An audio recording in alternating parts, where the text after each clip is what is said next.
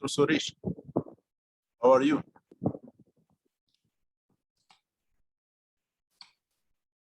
Yeah. Okay, so you can now mute yourself and also share the screen. I think. Your audio is not clear. I'm saying that you can share your screen and also you can try to share your screen now. Yeah. Okay.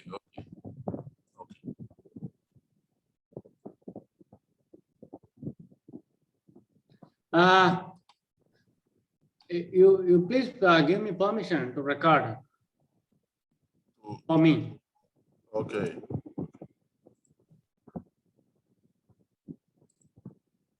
So try now. Yeah, I mean, I would like to record. Record. Okay. Yeah, unless you give me permission, I will not be able to record it. Okay, so you can record now. Yeah, you have to give me permission. Yes, I gave you the permission.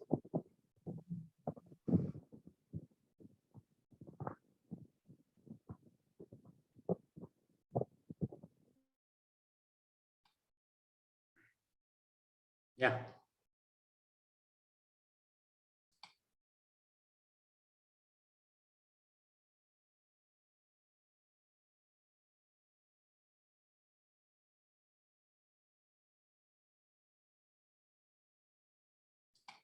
So my audio and video both are clear, right?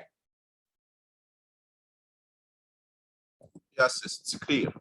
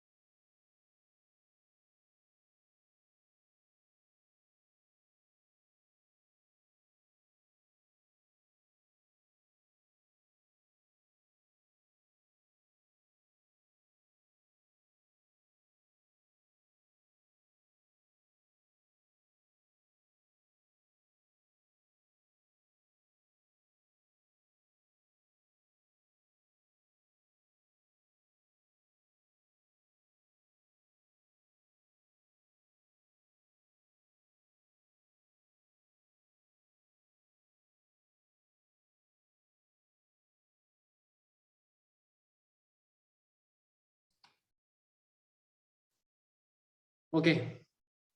Shall we start? Mr. Abdullah? Yes, Professor.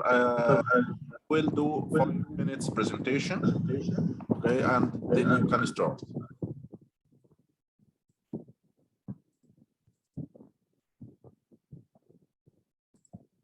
Can I proceed?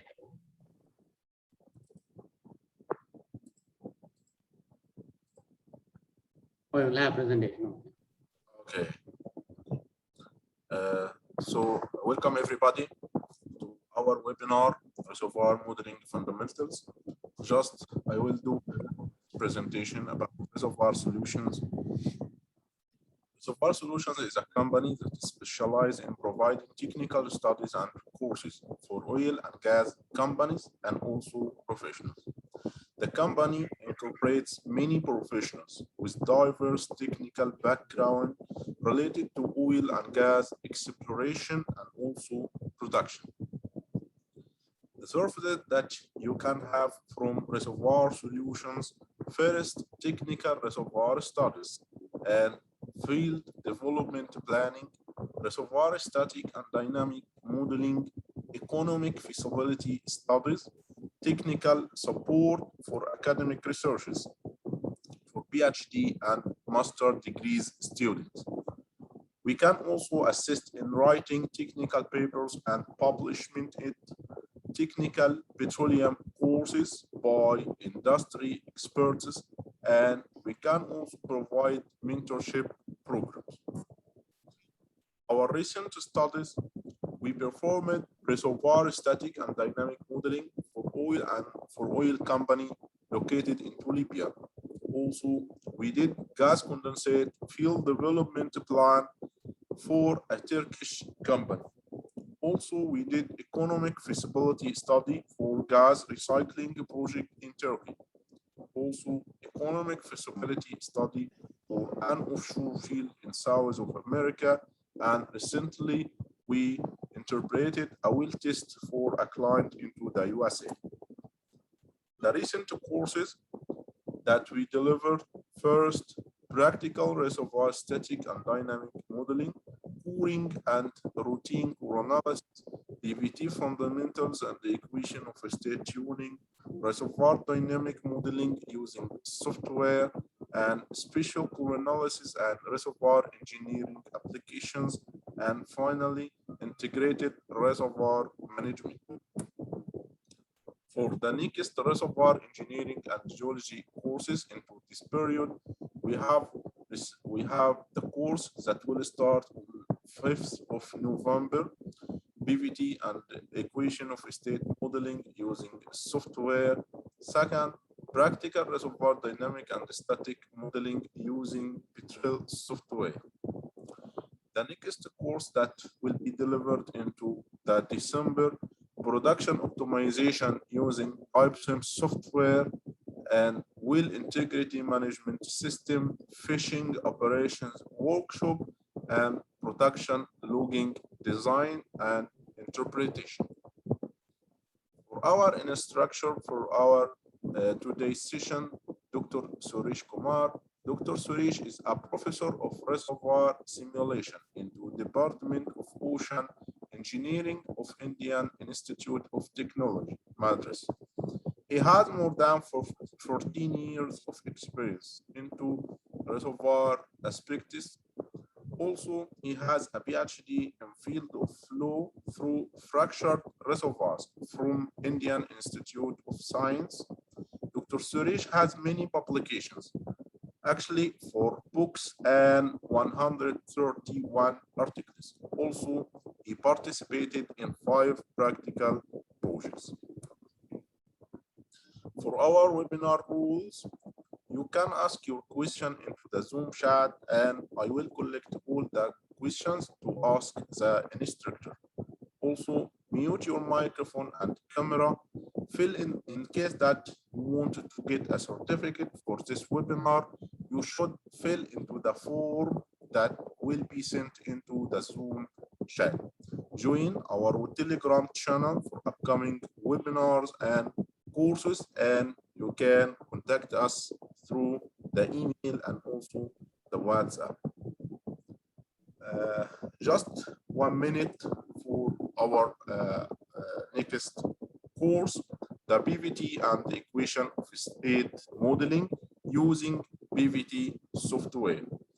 The topics that will be discussed into this course: reservoir fluid properties, PVT experience, sampling for reservoir fluid, data QC adjusting, the PVT QC, dealing with contaminated samples, reservoir fluid characterization, flow assurance studies, and EOR PVT experience. The benefits that you will have from joining this course: that you will have the recorded videos, the study materials, the actual data sets will be delivered, the Excel application sheets also will be sent to the participants. At the end of the course, you will have 2 days of project. And after the course, you will have complete mentorship by the instructor on the course WhatsApp group. The course fees is only for 40 USD for the working professional, and for the students, you can enroll for only 25 USD. Enroll into this course, I will send the registration link into the Zoom chat. Thank you all, and Dr. Surish, you can start.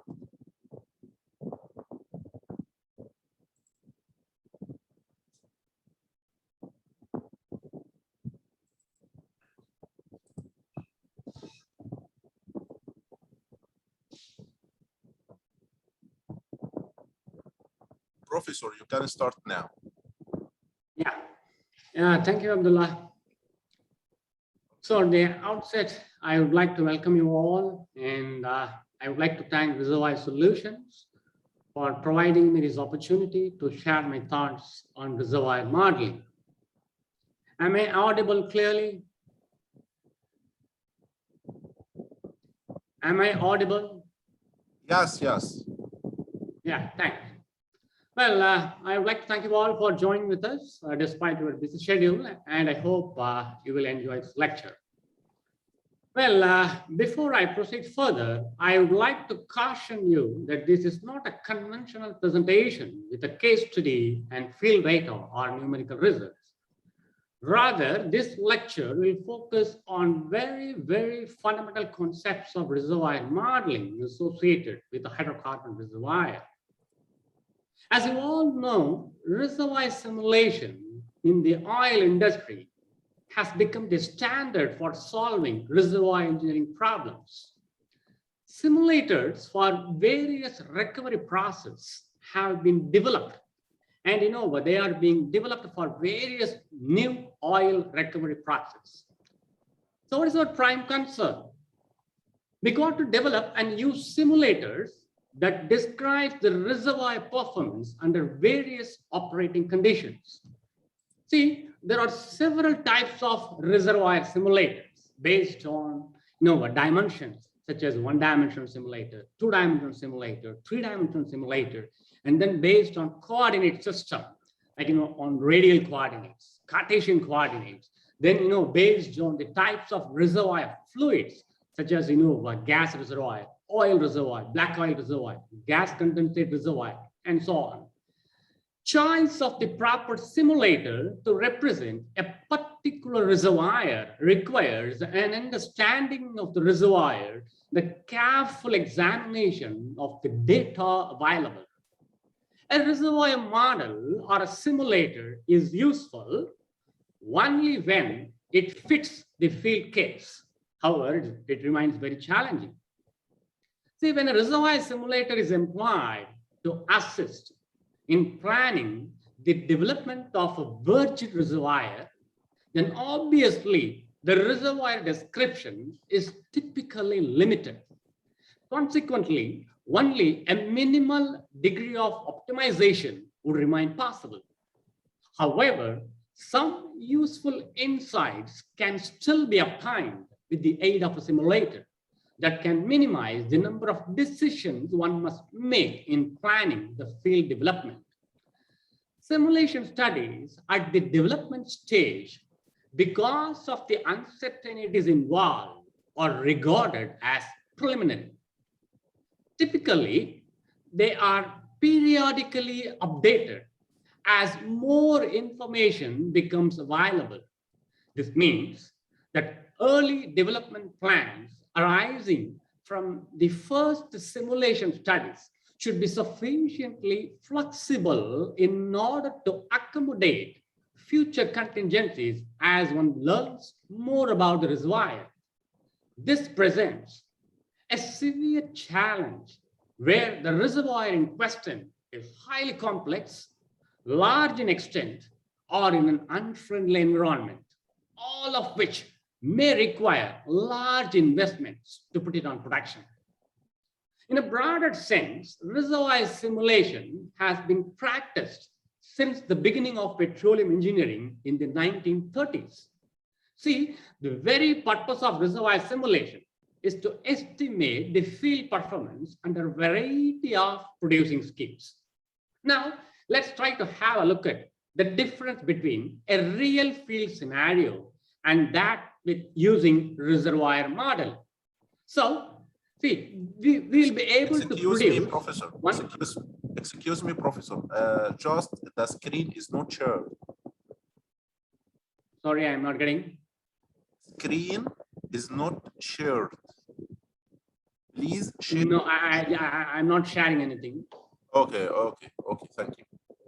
Yeah. So, now let's try to have a look at the difference between what happens in a real field scenario and that when we use reservoir model. See, we'll be able to produce only once in a real field scenario, and that too at the expense of considerable cost, right?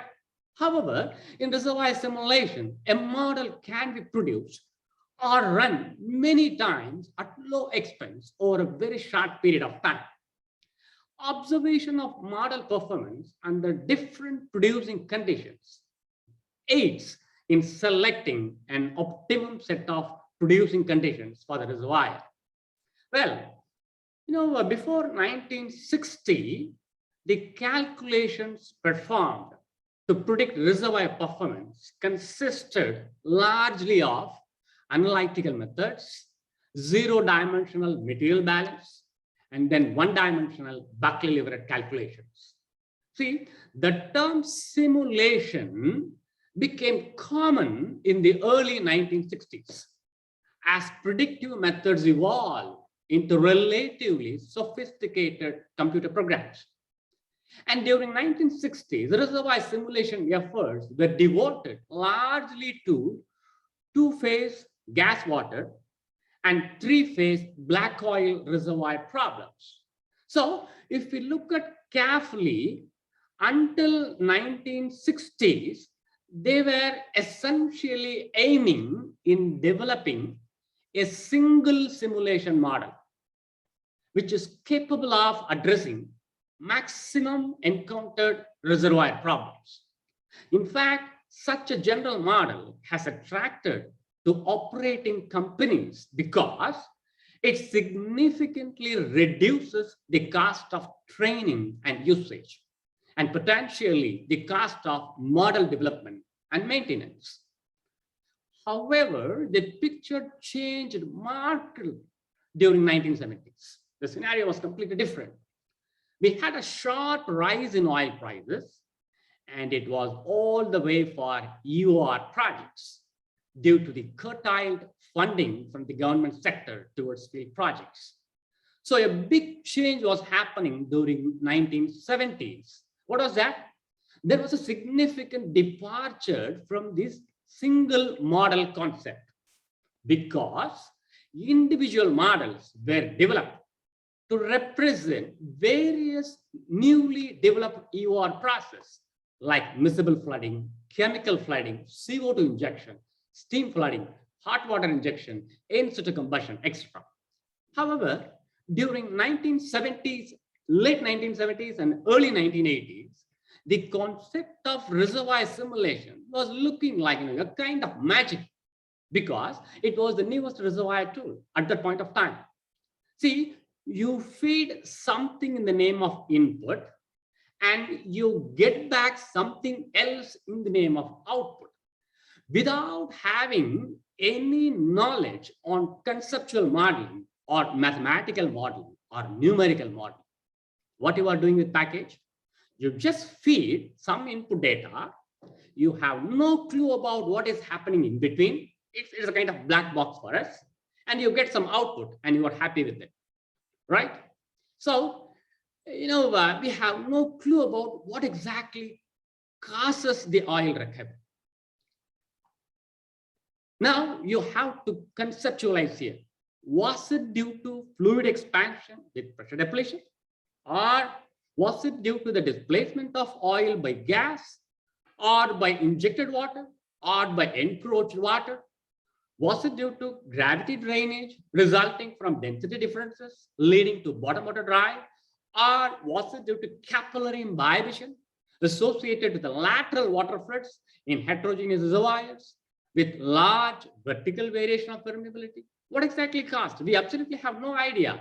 And this is where we got to carefully handle the already available existing petroleum software packages, because these packages can become a dangerous tool for us if we start using it without understanding the fundamentals. And in turn, the real power of reservoir simulation will be misunderstood.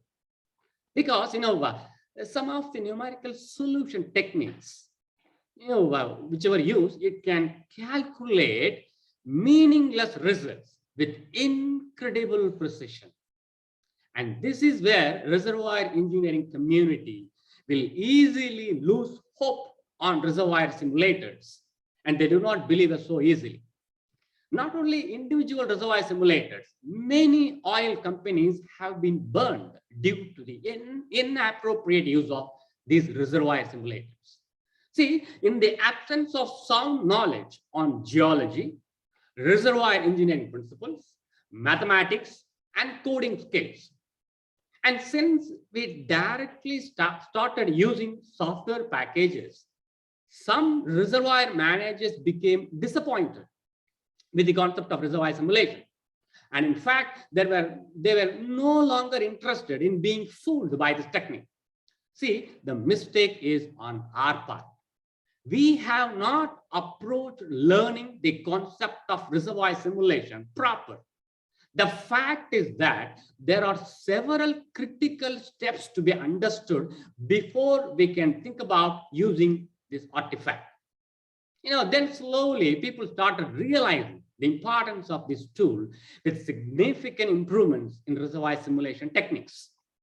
In reality, simulated results always do not succeed because the people applying this technology either did not understand the required concepts of geology, reservoir engineering principles, mathematics, and coding skills, or they did not properly communicate their assumptions and corresponding limitations of the simulated results. So we need to clearly understand that reservoir modeling has both strengths as well as weaknesses, and it is only one of the many tools available. See, with experience, it becomes painfully obvious that many reservoir engineering estimates, reservoir engineering plans, reservoir engineering schemes have fundamental flaws. Identifying the central cause of the problem remains very, very challenging unless you have sound knowledge almost on all allied related disciplines, and not only in reservoir engineering.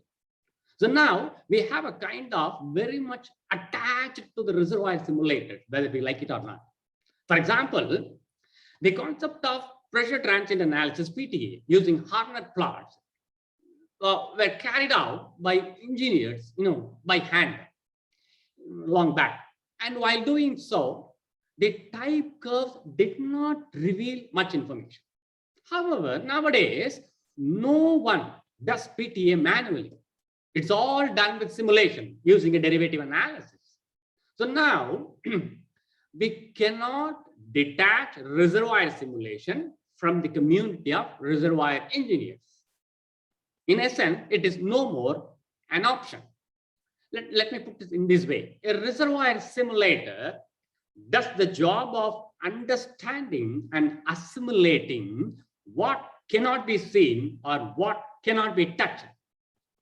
It essentially allows us to test quantitatively how different processes affect production results.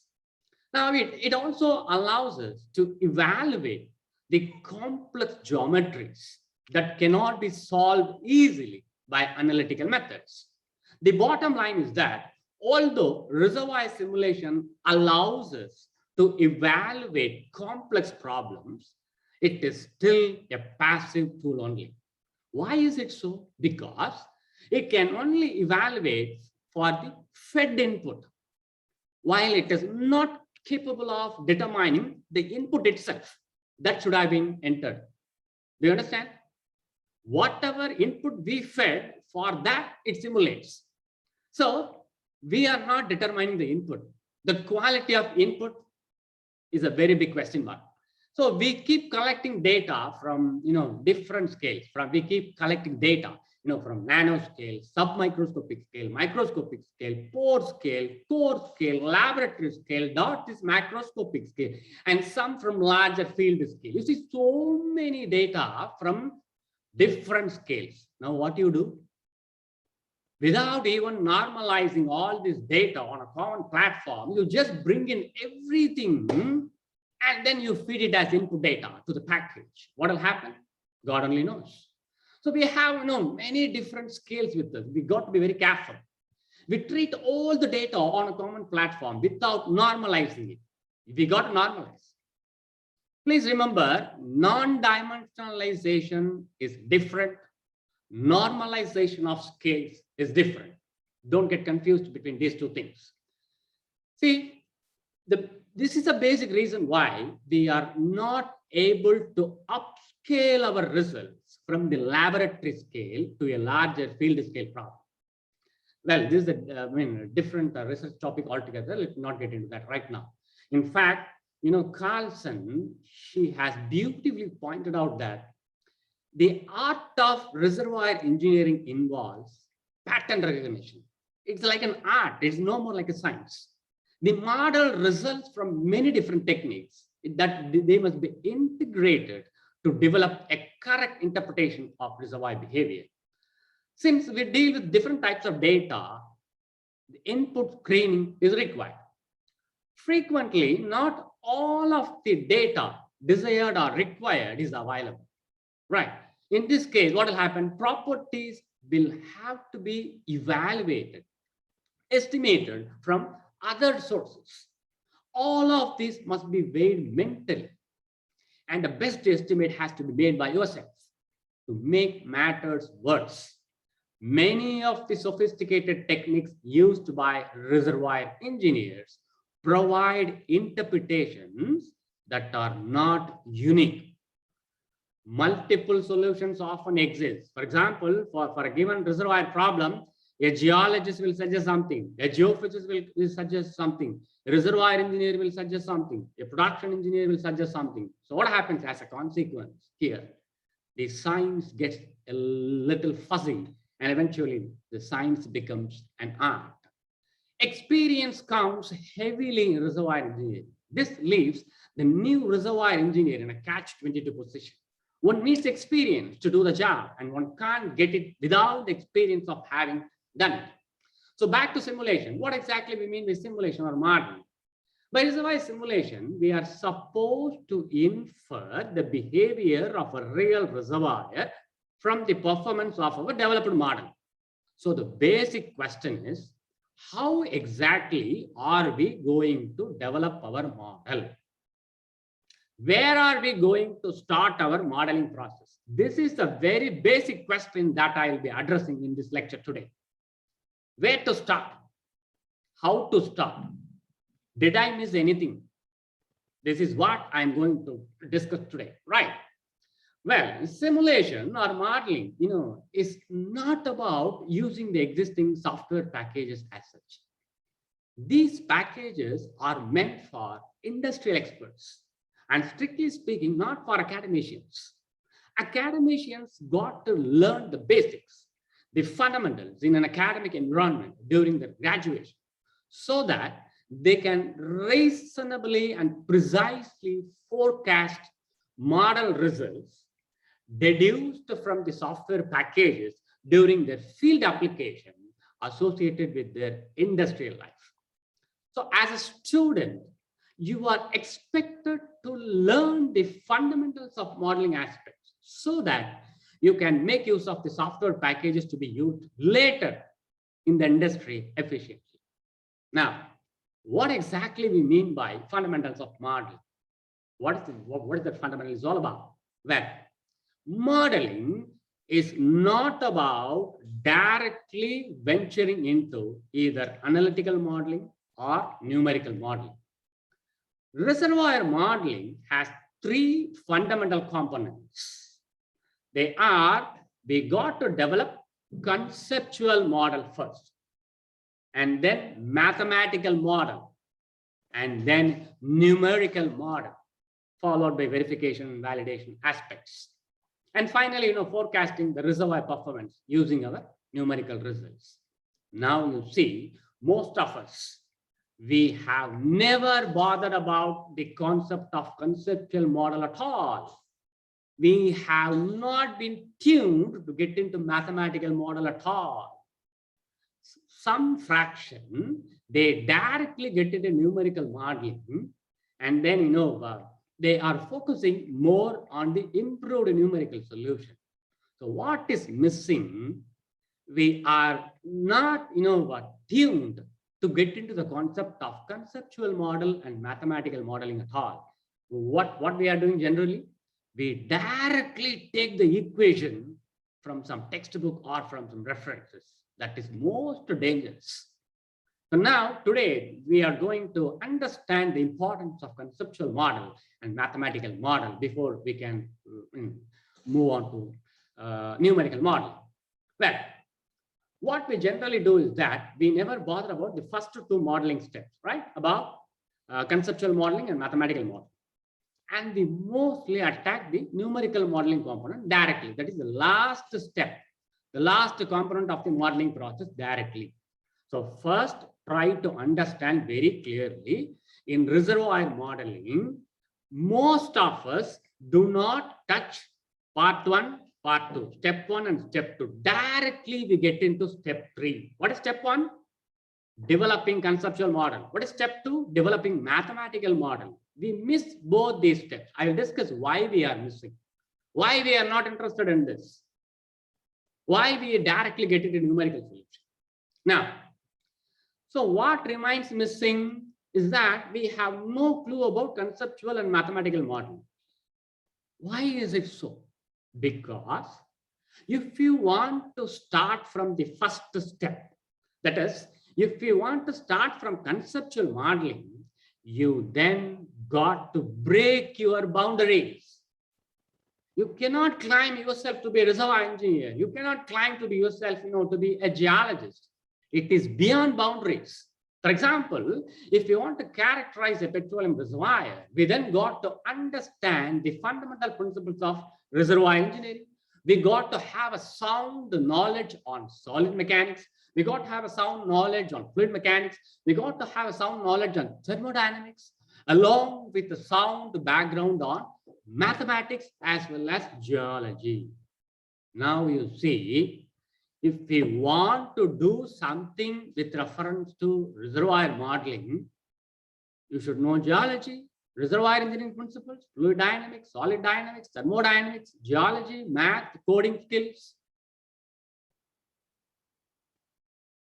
Right? This is where we have problem. See, we actually have no boundaries associated with this. For example, see, all these boundaries, in geology, geophysics, reservoir, we have created on our own. I will tell you, the reality. See, I mean, what I try to convey, there is actually no boundary associated with it. For example, you are thinking Darcy's law, it is something, attached to petroleum engineering, right? No. Darcy's law, which is based on hydraulic gradient, has nothing to do with petroleum engineering. That gentleman, Henry Darcy, he figured out this law. He is a civil engineer. He figured out this law in 1856, and it has nothing to do with petroleum engineering. In fact, Darcy has never used the term pressure or pressure head, like what we use in petroleum engineering. What he has used was hydraulic head. Right. So, strictly speaking, petroleum engineers borrowed this concept from civil engineering. Now, how about Darcy? Did he develop the law on his own? No. Henry Darcy, he deduced this concept from Fick's law in 1855. Fick's law based on concentration gradient, which is attached with chemical engineering, chemistry. You see, Darcy borrowed the concept from Fick's law in 1855. Now, go back to Fick's. Whether Fick's, he originally developed the law? No. Fick's, he borrowed the concept from Ohm's law, electrical engineering, in 1827. You understand the cycle? Now, Ohm's, if you go to Ohm's, did he develop Ohm's law on his own? Ohm's borrowed this concept from Fourier's law of heat conduction, mechanical engineering. He deduced his law in 1822. See, and it keeps going. You see, mechanical engineering, electrical engineering, chemical engineering, petroleum engineering, civil engineering. Where did we have the boundary? Then why are you unnecessarily climbing? Within petroleum engineering, reservoir engineer, production engineer, geologist, geophysicist. Had Darcy, Ohm's, Fick's, or Fourier thought like that, I'm a mechanical engineer, I'm a civil engineer, I'm a chemical engineer, they wouldn't have deduced these laws. So we should try to look at the problem holistically, and we should not get confined in a small volume. So the point is, what we need to understand is that we should not try to get into a small boundary and keep climbing that I am a geologist or reservoir engineer. We actually require the philosophy to be understood, not only the respective engineering concepts, and that's why they confer as Doctor of Philosophy, not the Doctor of Reservoir Engineering. So all these linear homogeneous laws are essentially energy dissipation equations relating driving forces to their conjugated fluxes. Now, back to conceptual modeling. See, you are supposed to bring in what exactly we mean by conceptual modeling. Step one, you are supposed to bring in a three-dimensional picture of the reservoir in front of your eyes. Close your eyes, try to bring in three-dimensional reservoir in front of your eyes virtually. Now you try to see what is that you find within that box, within the reservoir. To start with, are you visualizing, are you conceptualizing the two fundamental entities? What is that? Solid grains and pore spaces. Are you visualizing that? Are you conceptualizing that? To start with, we have two fundamental entities, solid grains and pore spaces. Then you try to see how exactly your pores, are getting distributed. That is, whether you have, all the pores are hydraulically connected from one end to another end, or wherever you have dead ends, isolated pores, and what exactly, slowly try to focus on the complex zigzag fluid flow pathways within the reservoir. You have to focus, because this is not like flow through pipes. Our streamlines will not be horizontal as we expect. It is a porous medium. Our pore path is not going to be horizontal or straight. It's going to be highly tortuous. It's going to be highly complex. Now, try to bring in, conceptualize. So look out for dead-end pores or isolated pores. And you got the why do you need to conceptualize the dead-end pores or isolated pores? You need to get rid of those pores. What is required? We require only those pathways which are hydraulically connected between far away from well to the production well. We don't want any other pores, right? So total porosity will not be of interest to us. We will be interested only in effective porosity, right?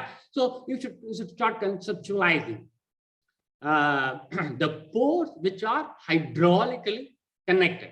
So where exactly you have the hydraulic connectivity between various pores, and check whether there exists a continuous fluid flow from far away from the well towards the production well. Now you see. Now, next you think, conceptualize. Now you were able to conceptualize there is some continuity of fluid flow, because if I do not have continuous fluid flow, I will not be able to make use of equations. I need to have continuous fluid flow, which is very, very essential, because in petroleum reservoirs, when you talk about snap-off mechanism, the fluid continuity will remain missing. Please understand, whenever fluid continuity gets missed, we will not be able to apply any equation. We will not be able to apply any mathematical model. So the base fundamental thing is we must ensure that there is continuous fluid flow. That is very, very important. Now, having conceptualized that there is a continuous fluid flow through the complicated tortuous pore paths, what is the next step? Next thing, what exactly drives the fluid flow? Something drives the flow from far away from the well towards the production well, right? What exactly drives the fluid flow? Now conceptualize whatever sources you have. You have, it may be due to pressure gradient, you have gravity forces, you have capillary forces, and then you try to conceptualize what are all the different sources which drive the fluid flow. Then you think whether all these three forces, pressure gradient, gravity, and capillarity.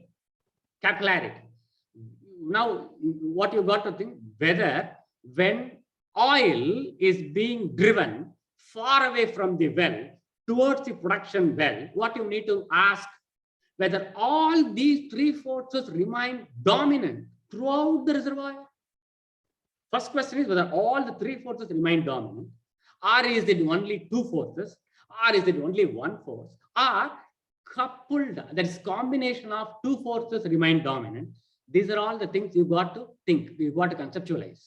Next, out of these forces, reservoir is so lengthy, whether all these forces remain dominant throughout the length of the reservoir, we don't know. This is where you got to conceptualize, think. Pressure gradient, gravity, capillarity drives the fluid flow. Now you have location, spatial location, whether it is x-axis or radial coordinate, Cartesian coordinate, radial coordinates. From the drainage boundary up to the production well, what is happening? What exactly drives the fluid flow? If you want to get the answer for this thing, then you have to have an understanding about pore size distribution. Then only we will be able to get answer for this. Unfortunately, you see, what we require is pore size distribution. Means what? We require the data on average pore size. Have you ever gotten the data on pore size, average pore size? Please think. In reservoir, in petroleum engineering, have you ever got this data? No, nowhere. Then what is the data you are getting? The data which you are getting is grain size. What we require is the size of the pore, but what we use is grain size, mean grain size. What we have, because it is not practically possible for us to deduce mean pore size. That's the reason why we assume that the size of the pore is approximately equal to the size of the solid grain, and then we try to deduce the average value of the solid grain, maybe D10, D20, or D50. In general, D mean. Right, so you have to have some knowledge on pore size distribution for you to decide which of these forces to remain dominant. Then, so we have completed the forces. Then start conceptualizing. We are still in step 1, conceptual modeling. Then think. What is that? Then regarding miscibility, you have multi-phase, so oil, water, gas, all these things. So the concept of miscibility becomes important. So regarding miscibility, it is nearly impossible to encounter scenario such as fully miscible fluid flow in an oil reservoir, right? And if it is not possible, do we have a reservoir replicating the partially miscible flow models? Partially miscible. Actually, in reality, it will be partially miscible, but we do not follow it because the equation will become very complex. So you conceptualize what exactly you are doing. Are you handling completely fully miscible fluid flow or partially miscible fluid flow? And then you check what kind of equations you use. I don't want to explain further at this point of time. I will explain later. Then conceptualize regarding the flow direction. See, it is very difficult to find a reservoir either with perfectly horizontal flow or with perfectly vertical flow. Mostly it is going to be an inclined fluid flow because we predominantly have anticlined reservoirs, right? If that is the case, whether the fluid flow remains always towards gravity or whether the fluid flow remains, does it flow against the gravity? These are all the things, you got to check. Then we also have to have a look at conceptualize what happens at the fluid interface, such as oil-water contact. Does it remain horizontal? No, mostly it will not be. If it is inclined, we need to look at the cause of the inclination. What caused this inclination? Why it is not horizontal? And we should immediately bring in the concept of hydrodynamic trapping. Now you see, you are bringing other concepts. Then regarding fundamental reservoir properties, regarding porosity and permeability, we need to have some idea about their distribution in the real field scenario. We got to conceptualize whether the porosity is normally distributed or not. You got to conceptualize. Then permeability, whether permeability is log normally distributed or not. See, in general, we expect porosity to get distributed normally and permeability to get distributed log normally. Whether we find the same thing in the respective reservoir or is there something else? Conceptualize. See, in conceptual modeling, you don't have pen, paper, anything. You don't have any data. You don't have paper. You don't have pen with you. Only your thoughts, conceptualization, visualization. You are trying to bring in the three-dimensional picture in front of your eyes. So no data, no experiment, no field. You are conceptualizing. If not, so we have to think what kind of porosity and permeability distribution do we have? Then think, conceptualize to what extent we have the degree of standard deviation or variance with reference to the mean value of porosity and permeability. You got to answer. So that, we can conceptualize. You see, first you have to have some idea about how exactly the porosity has gotten distributed in a reservoir. Is it normally distributed? Right. How about permeability? How it has got distributed? Is it log normal distributed? You see. Now, think. Whatever data you have, you have some mean value and you also have some variance or standard deviation. Now you try to look at the value of variance or standard deviation. Now you see, just from the mathematical number, for example, see, if you have 10 data sets of porosity value or 10 data sets of permeability values, assume that you have given me only 10 data sets of permeability value. Nothing else. From this 10 data, I will be able to roughly figure out whether the reservoir is nearly homogeneous or moderately heterogeneous or completely heterogeneous in the absence of any other data. How is it possible? Simple. How? You have 10 data with you. Try to take the mean value. You have some average value. You also take the standard deviation or variance. You compute the standard deviation or variance. Now, if the value of the standard deviation or variance is closer to 0, having much lesser value, it indicates that your reservoir is more or less homogeneous. On the other hand, if the value is significant, when the variance is significant, when the standard deviation is significant, it clearly indicates that the reservoir of interest is highly heterogeneous.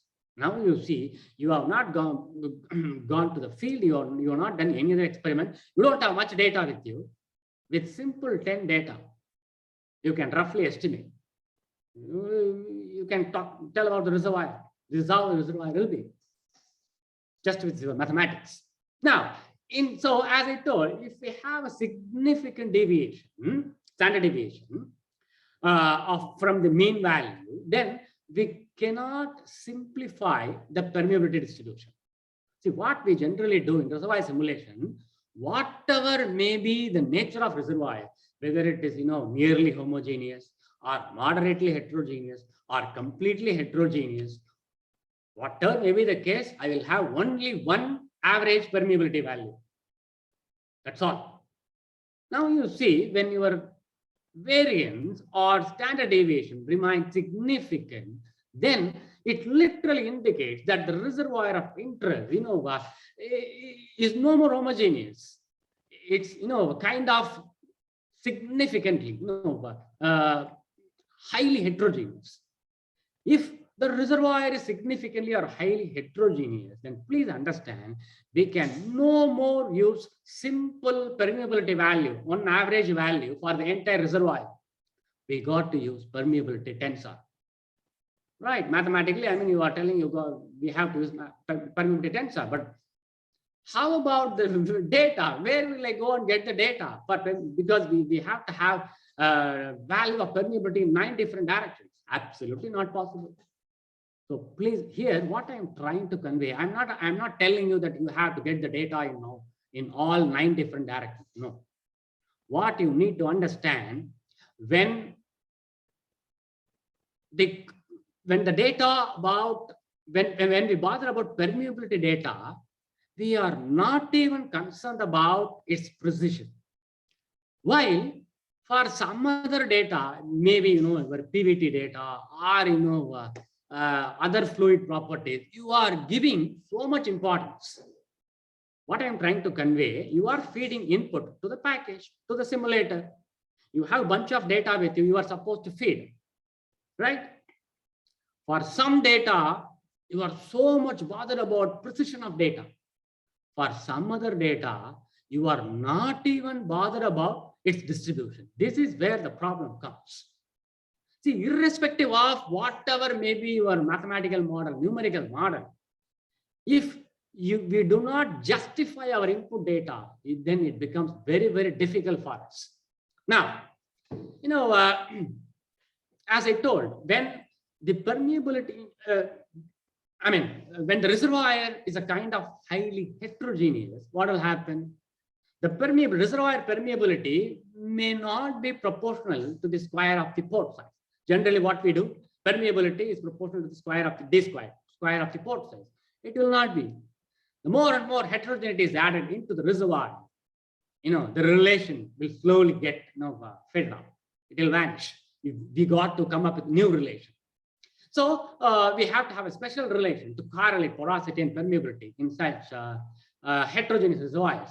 Then, regarding relative permeability, see, the notion of relative permeability depending only on saturation levels essentially results from experiments.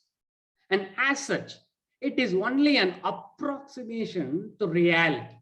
For example, in a 2-phase fluid flow system, like an oil water system, the experiment will yield different relative permeability curves according to whether the saturation of the wetting fluid increases or decreases. That is, whether the saturation of the wetting fluid is getting imbibed or, is it getting drained out? So, in such cases, the concept of hysteresis also should be brought in during our conceptualization.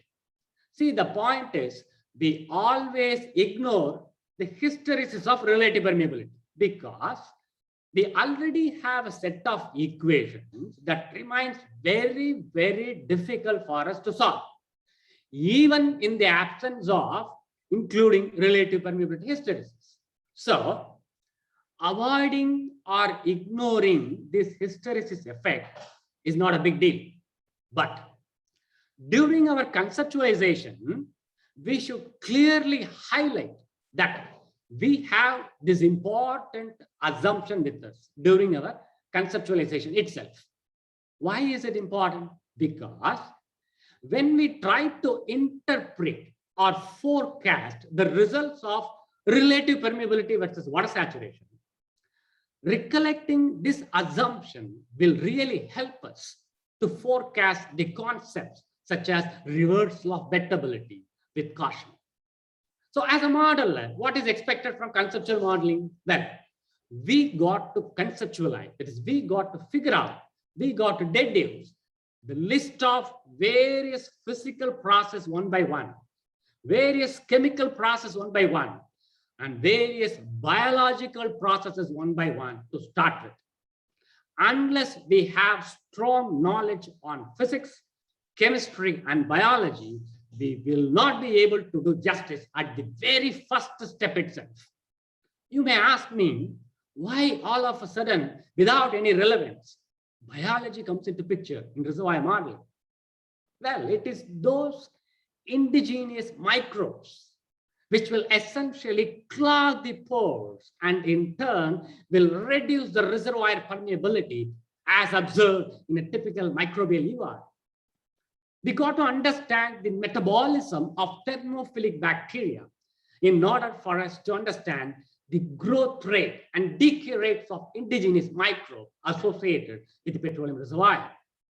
These microbes essentially release environmental friendly natural surfactants through its excreta, as against the relatively costlier chemical surfactants.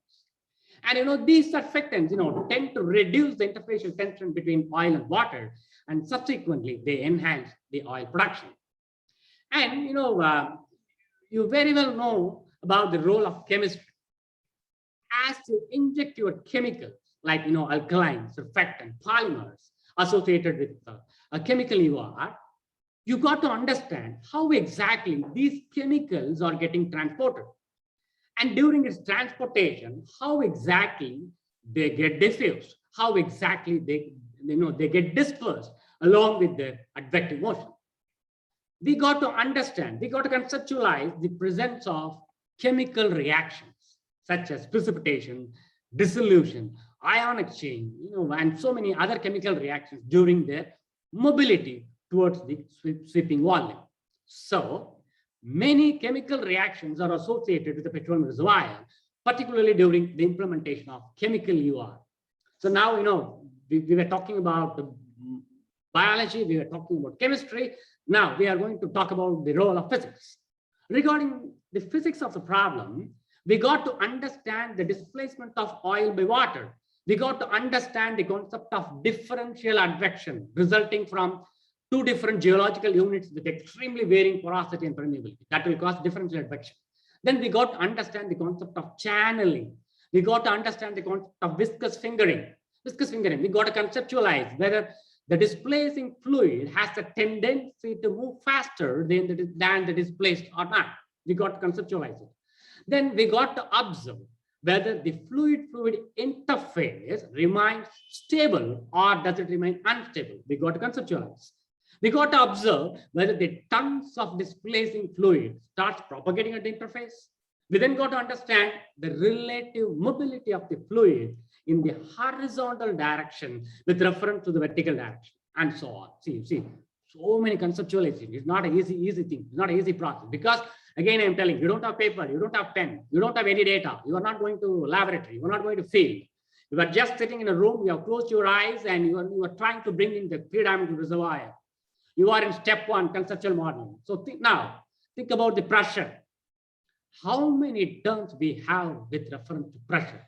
We call it reservoir pressure, average reservoir pressure, then pressure in the oil pressure, water pressure, gas pressure, capillary pressure, and so on.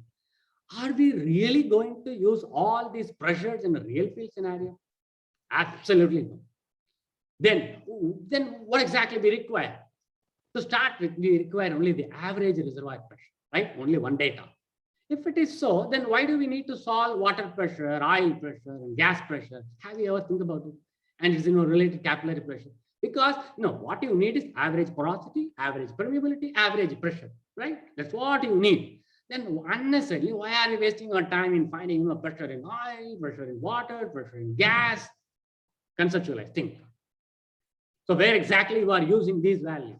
What you need is average reservoir pressure, but you are solving a separate equation for PO, oil phase pressure, then PW, water phase pressure, and PG, gas phase pressure.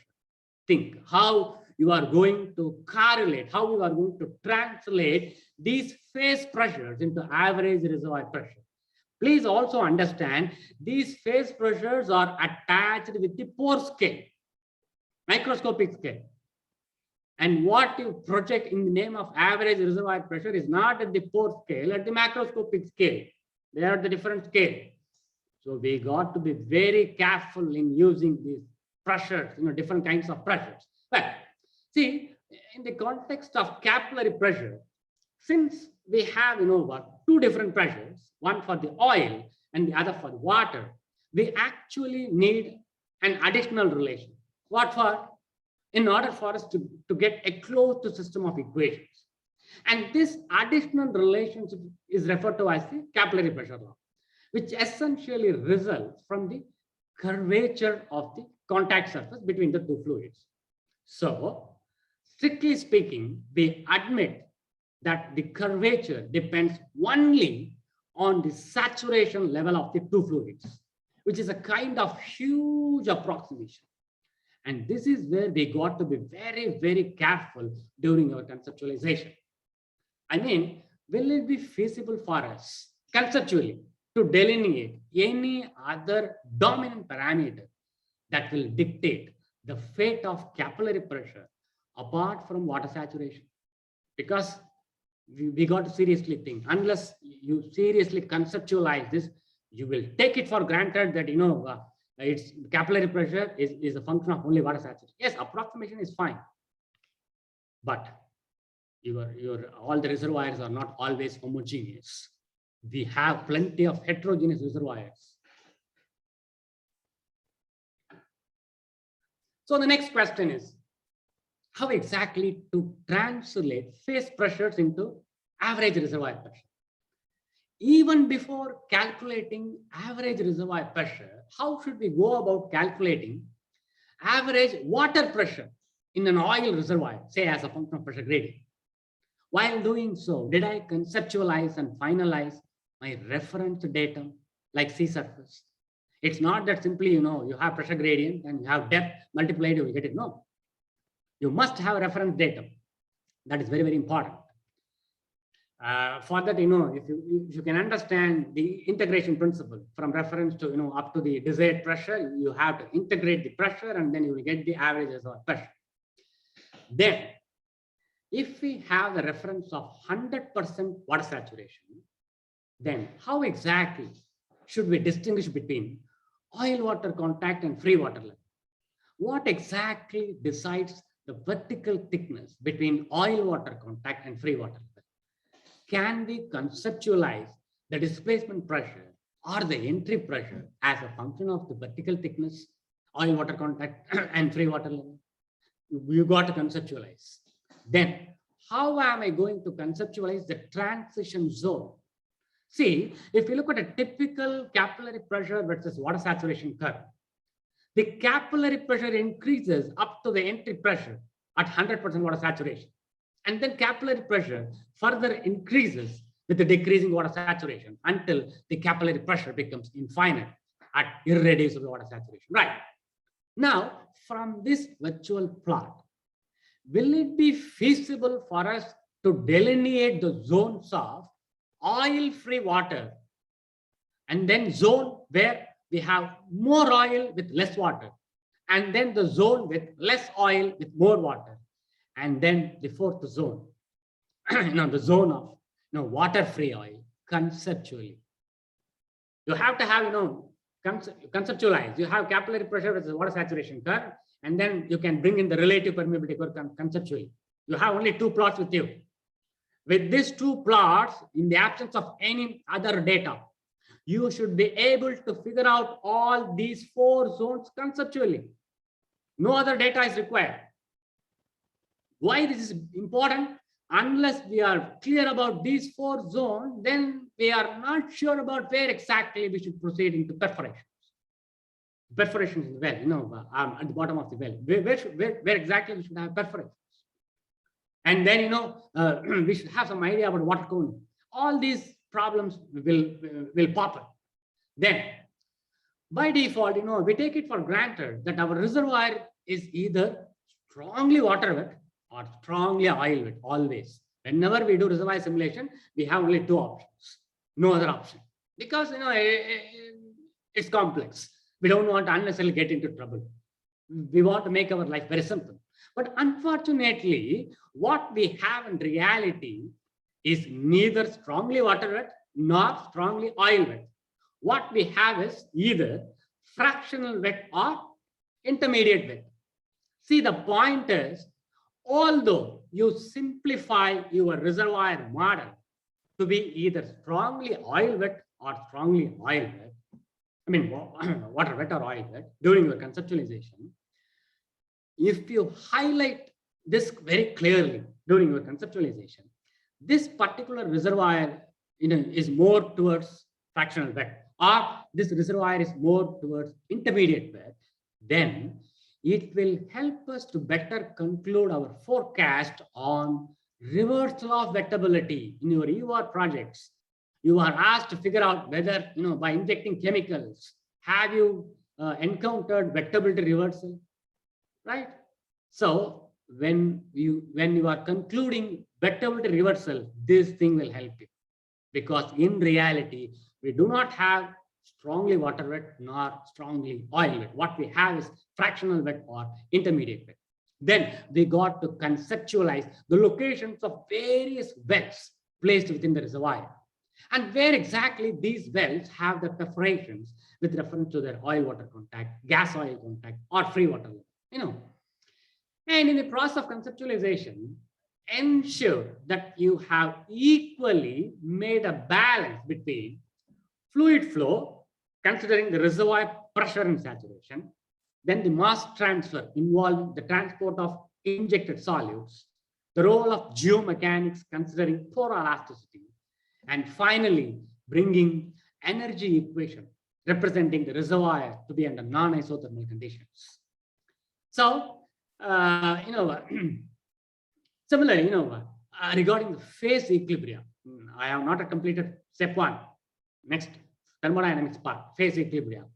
Regarding phase equilibrium thermodynamics, see, when we are interested in deducing the phase diagram for a multi-component natural gas mixture, then we got to clearly conceptualize two important phenomena, namely, first one, isothermal retrograde condensation, where liquid condenses when pressure decreases, and isobaric retrograde vaporization, where liquid vaporizes as the temperature decreases.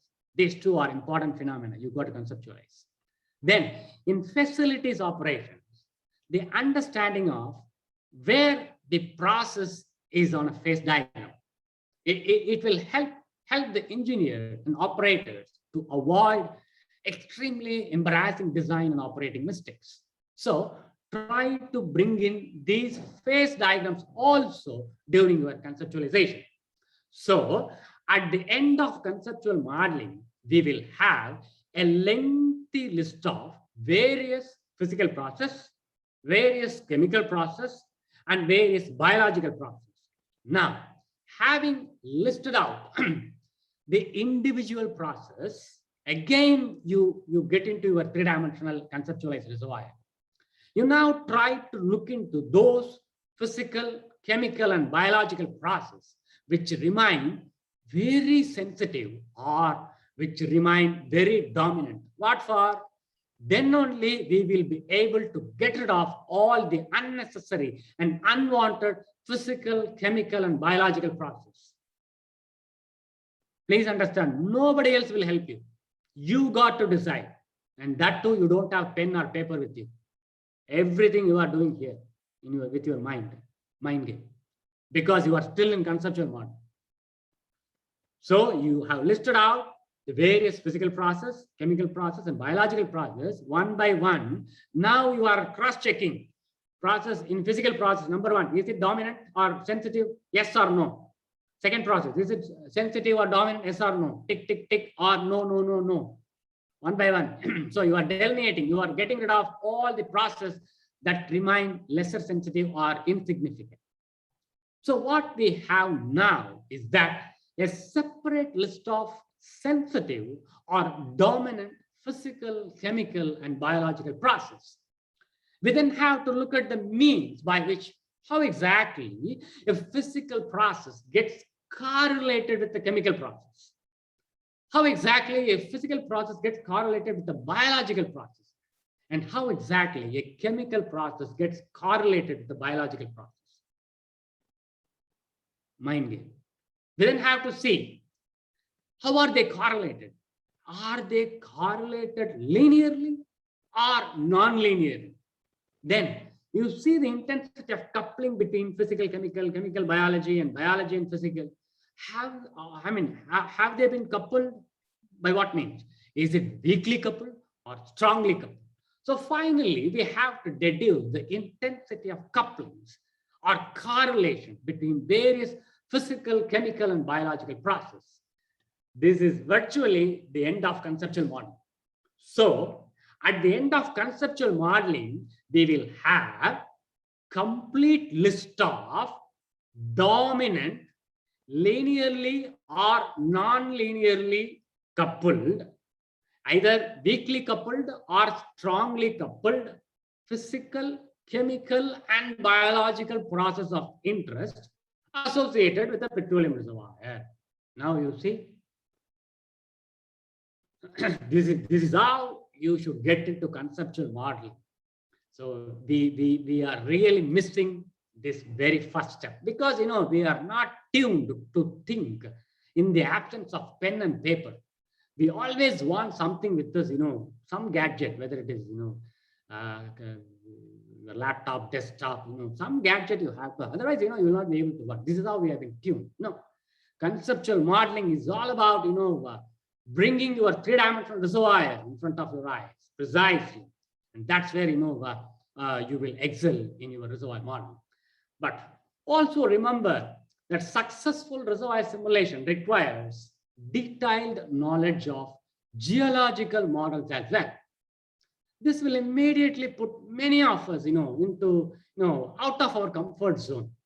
We will immediately point out that we are not geologists. In fact, it is necessary to carry out the of course it is not necessary to carry out the job of geological model, which is supposed to be carried out by geologists, but it is the reservoir engineers responsibility to understand the model. We have to understand the model. Geology, to a greater or lesser extent, affects all the critical elements of reservoir description, like size and shape of the reservoir, well locations, nature of the reservoir fluids, fluid flow properties, then drive mechanism, and the nature of flow pattern, all these things. So reservoirs have many features that can be categorized into a number of geological models. An understanding of geological principle is very, very essential to a reservoir simulation engineer. However, we got to note that model changes with the time. It's not a constant stuff. The conceptual model will keep on changing. As you know, when a reservoir matures, And when more and more wells are drilled, more and more pieces of puzzle are obtainable. Of course, the conceptual model of the reservoir will keep on changing with time. In fact, in most cases, the model needs to be refined continuously. Well, in some instances, conventional and accepted ideas will have to be discarded and altogether, and a newer model requires to be developed. These are all the things, you will face in reality. Not like, conceptual model means once you have decided something, it will not get carried out, throughout your reservoir cycle. No, it will keep on changing. If it keeps on changing, then if your conceptual model changes, your mathematical model will change. If your mathematical model changes, your numerical model will change. If your numerical model changes, then you will have problem in your history matching. The chain continues. So that's the reason why we are scared to get into this concept of conceptual modeling at all. So the point is we should be flexible enough to accommodate the latest developments associated with reservoir during the conceptualization process, so that our conceptual model also gets updated and improved simultaneously along with the reservoir life cycle. So with this, conceptual modeling part 1 comes to an end. We move on to step 2, mathematical modeling. Now you can take your pen and paper. So far, it was all about mind. So if you have very good knowledge on reservoir engineering principles, geology, solid dynamics, fluid dynamics, thermodynamics, mathematics, you will be able to better conceptualize. And if you have any boundaries in between, it's up to you. Well, we move on to step 2, mathematical modeling. Now, as the name itself indicates, we require a very strong background on mathematics. What for? In order for us to get into mathematical modeling. What are we supposed to do in mathematical modeling? See, from the previous step, you have conceptualized the intensity of couplings or correlation between various physical, chemical, and biological processes, right? Now, with our mathematical background, we should be able to translate the various physical, chemical, and biological processes into an equivalent mathematics. Who will do?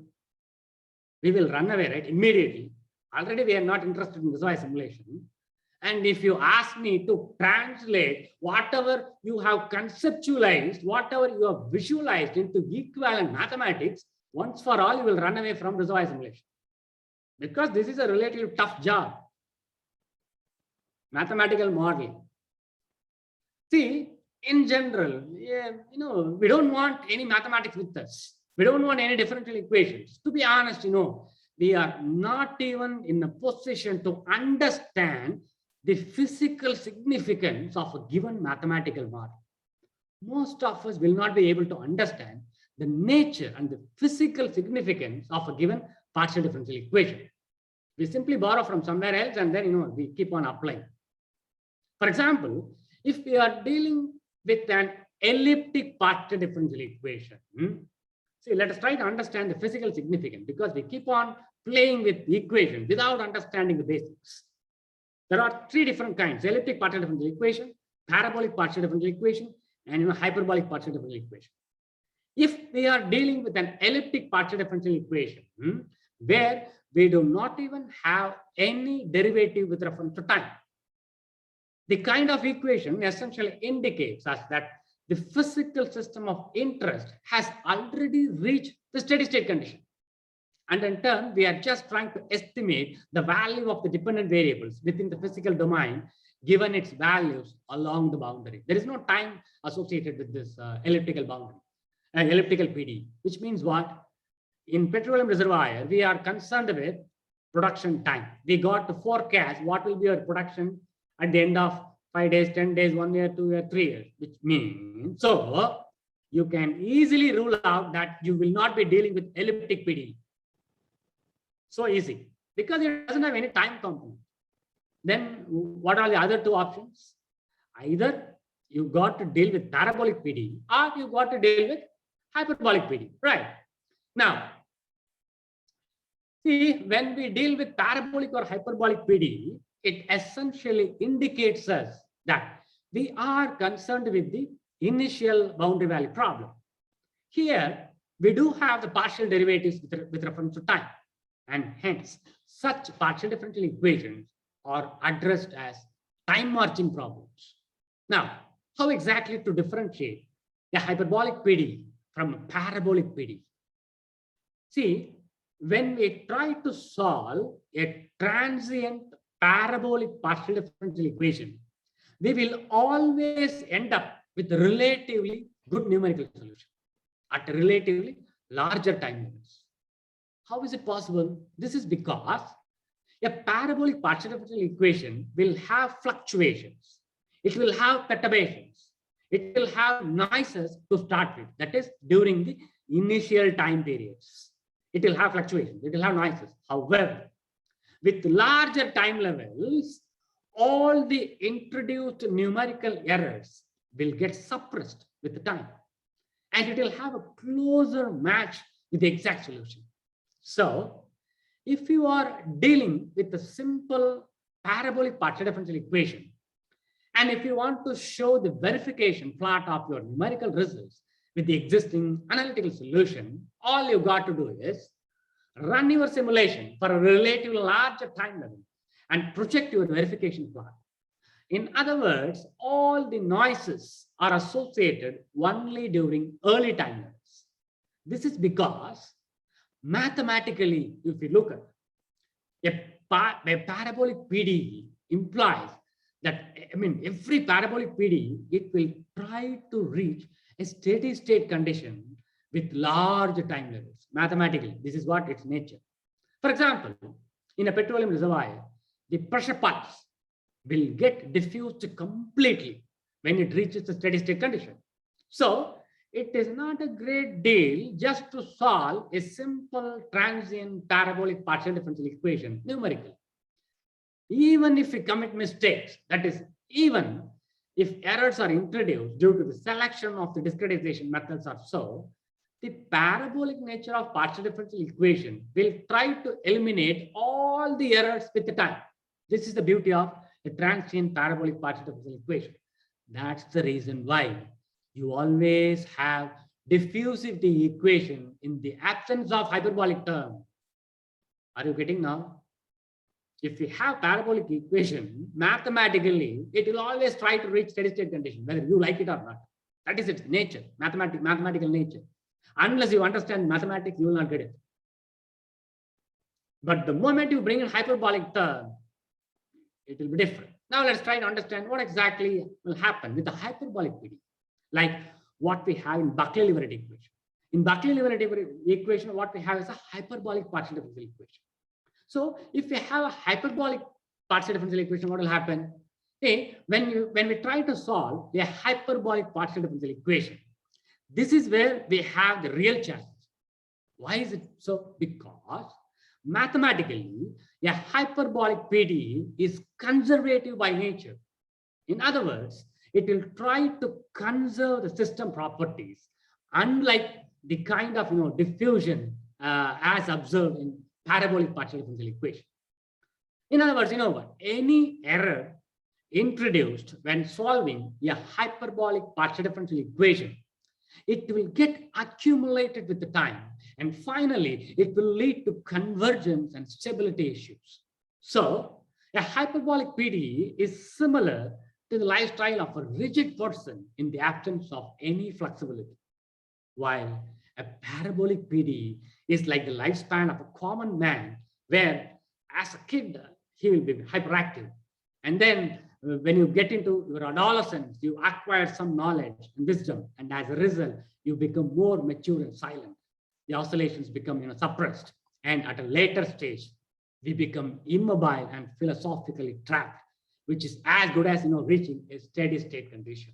Initially, you have oscillations, then oscillation gets suppressed, and finally, you have steady state conditions. This is the nature of parabolic PD. But hyperbolic PD is rigid, very rigid, straight line. It will conserve its properties. So you should try to understand the mathematical nature of these partial differential equations before you get into reservoir simulation. then it will really help you how in your simulation process. Now, in mathematical modeling, we got to convert, that is, we got to translate our conceptualization, that is, our conceived figure should be into equivalent mathematics, right? That's what I was talking about. So each and every process listed at the end of conceptual model requires a translation. That is, virtual observation needs to be converted into equivalent mathematics. You see here, virtual observation. Virtually you have seen, right? Your reservoir, whatever you have seen virtually. Now you got to convert into equivalent mathematics. This is what mathematical modeling is all about. Have you really done this? Now you see, though you are a reservoir engineer, in case if you do not have a sound mathematical background, you will not be able to get into mathematical modeling component at all. That is the very reason why most of the reservoir engineers have no clue about deducing a mathematical model. So what is expected from a mathematical model? Whatever you virtually have seen in your three-dimensional reservoir, you got to translate your visuals, that is the nature of the fluid flow, into an equivalent mathematics. Equivalent mathematics. This is where, I mean, it will differ from person to person. You may have sound mathematics knowledge. I may not be having sound mathematics. So whatever mathematics knowledge I have, accordingly I will convert. But you may convert in better equations. So even mathematical knowledge, it will differ from person to person. You have to be careful. So you may think about ANOVA. Generally, what we think, had the equations which we are dealing with, had these equations been a simple algebraic equation, without a partial differential equation, our life would have been very simple, right? Then why do we require a differential equation? Why are they making our life so complex? Why do we need partial differential equation? See, I keep visualizing fluid flow through complex pores associated with the petroleum reservoir. It is not a single phase fluid flow. It is a multi-phase fluid flow having formation water, oil, and gas. It's not a one-dimensional reservoir where we have a single line in the absence of any thickness. What we have is a real three-dimensional reservoir. We are not dealing with an incompressible fluid in a petroleum reservoir. What we have is either slightly compressible or fully compressible. And we are not dealing with flow through pipes. Since we are dealing with flow through porous medium, I need to locate the presence of weak or strong inertial forces. If we have inertial forces for some or other reason, then my fundamental assumption will be at stake. What is the fundamental assumption? Flow through a porous medium will have significant friction. And in turn, the kinetic head associated with Bernoulli's equation can be gotten rid of. So what we have is the hydraulic head resulting from the summation of datum head and pressure head in the absence of kinetic head. Based on that, we have deduced Darcy's law. Now we have no rights to bring in any inertial forces into picture.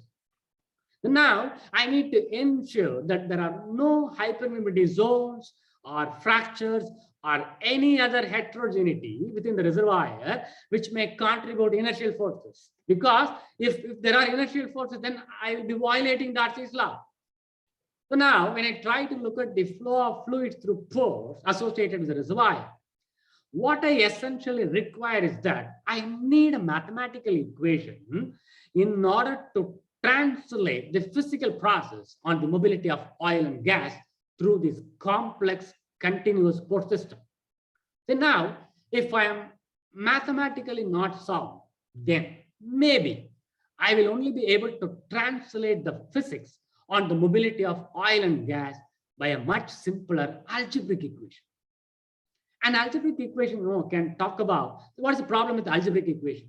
An algebraic equation, it can tell us about whether it will increase or decrease of a particular parameter. Or at the maximum, it can tell us that a particular parameter will vary quadratically or cubically, or in general, non-linearly. Now, what an algebraic equation cannot tell us, this is very, very important, because now we are in mathematical modeling step.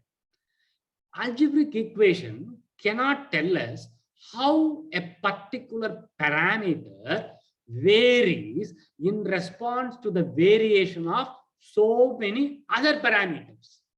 And this is where we got to introduce partial differential equation, which essentially imposes relations between the various partial derivatives of a multivariable function. While ordinary differential equations form a subclass of partial differential equations corresponding to functions of a single variable.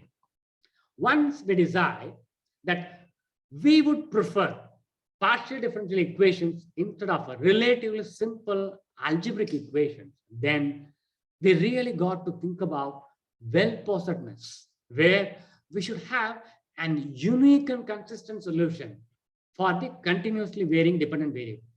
In the name of mathematical modeling, we cannot have some equations where we will end up with multiple solutions. We should have only one solution, and that solution should be consistent. You see how careful we should be.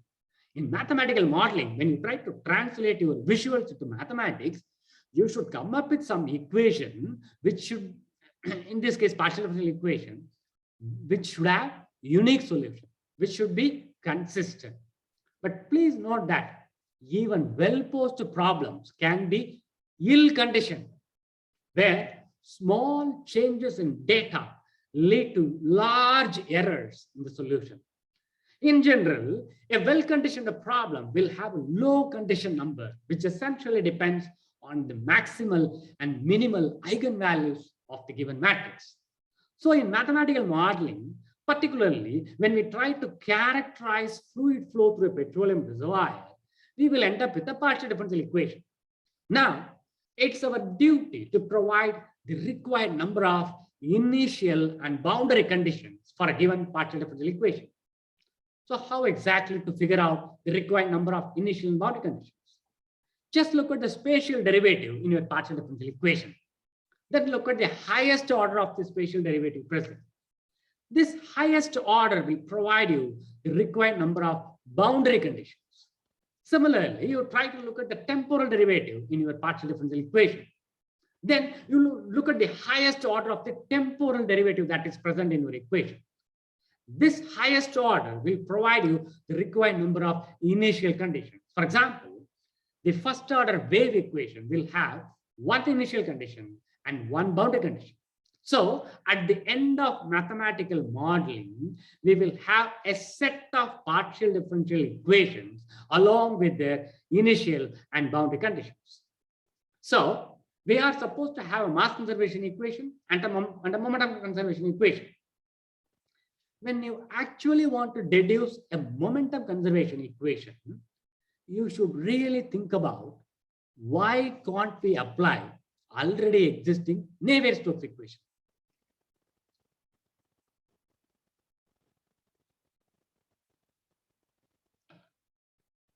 Because you are in mathematical modeling step, you just like that, okay, somebody has given you some text or some paper and you can't cut and paste here. You should think, why can't we apply? Why can't we make use of already existing momentum conservation equation? That is Navier-Stokes equation. What is the problem with the Navier-Stokes equation? Why can't we apply Navier-Stokes equation for in a porous medium? Where exactly is the problem? Now, why did Darcy, why did we require Darcy, to come up with a separate momentum conservation equation? Now let us try to understand what exactly Navier-Stokes equation physically tells us. See, when a fluid parcel acted upon by forces, what are the forces? Surface forces and body forces. You have two different forces. When the fluid parcel moves from one point to another point, how exactly the fluid parcel gets accelerated? What does Navier-Stokes equation talk about? How exactly a fluid parcel gets accelerated when it gets transported from point 1 to point 2. That's all. Now, in this equation, in porous medium, we will not be having kinetic head. Inertial forces will be large. So let us remove local acceleration and kinetic acceleration. We still have only surface forces and body forces, right? Now, what is the problem? Why can't we apply Navier-Stokes equation? In a porous medium, we generally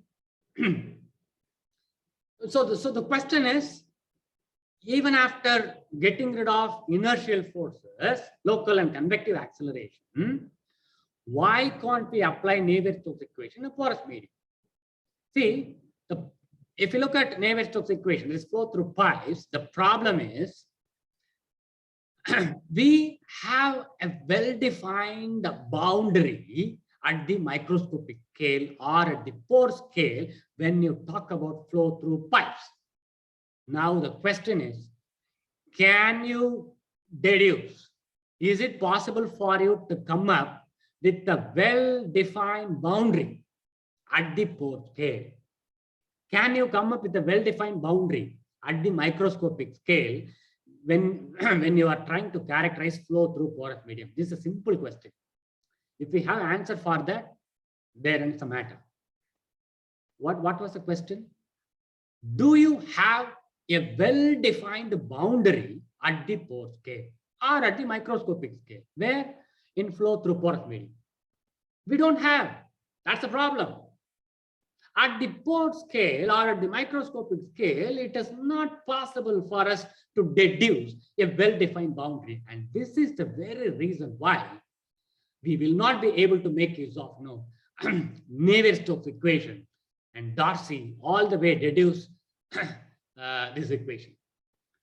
But please understand that, this is where, we introduce the concept of representative elementary volume.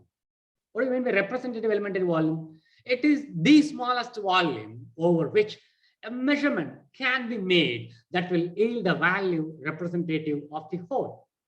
Please understand, for volumes smaller than representative elementary volume, a representative property cannot be defined. I don't know how many of you are following this, because those who are doing particularly experiments, core flooding, please get this concept very clearly. I am again repeating, when you deal with a volume that is smaller than representative elementary volume, for those things, a representative property cannot be defined. And the continuum description of the material for those cases involves statistical volume element or stochastic volume element and random fields. Do you understand what exactly I try to convey? If you are dealing with a parameter at a scale that is lesser than representative elementary volume, that is lesser than Darcy scale, then you can no more use continuum concept. You can no more make use of differential calculus. You can no more make use of our differential equation. I mean, whatever fluid flow equation you have, diffusity equation, you cannot make use of. You have to think about stochastic volume element or random fields. So particularly, in lab setup, if you are deducing data on interfacial tension or contact angles, which have been measured through a smaller volume than the representative elementary volume, a representative property cannot be defined, and the continuum description of material involves stochastic or statistical volume element and random fields. Above all, at the pore scale, we have different varieties of complex boundary conditions in the form of various sizes of solid grains surrounded by the mobile fluid. Hence, it is nearly impossible to deduce a constant, well-defined boundary at the pore scale that will describe fluid flow through a porous medium. So what? So, I cannot apply already existing Navier-Stokes equation. And that's the very reason why Henry Darcy all the way deduced his Darcy's law by doing a series of experiments despite he being very, very serious and bedridden in the hospital. So we now have a momentum conservation equation in the form of Darcy's law. By substituting this law in the main conservation equation, will yield the fluid flow equation. Right. What is the time now? How long I have taken? I'm not sure. Now, I would like to add, a few more points if you are, I don't know how many of you are interested here. Can I continue, or you would like to wind up in next 5-10 minutes? You can continue, yeah. You can continue. Okay. Okay, fine.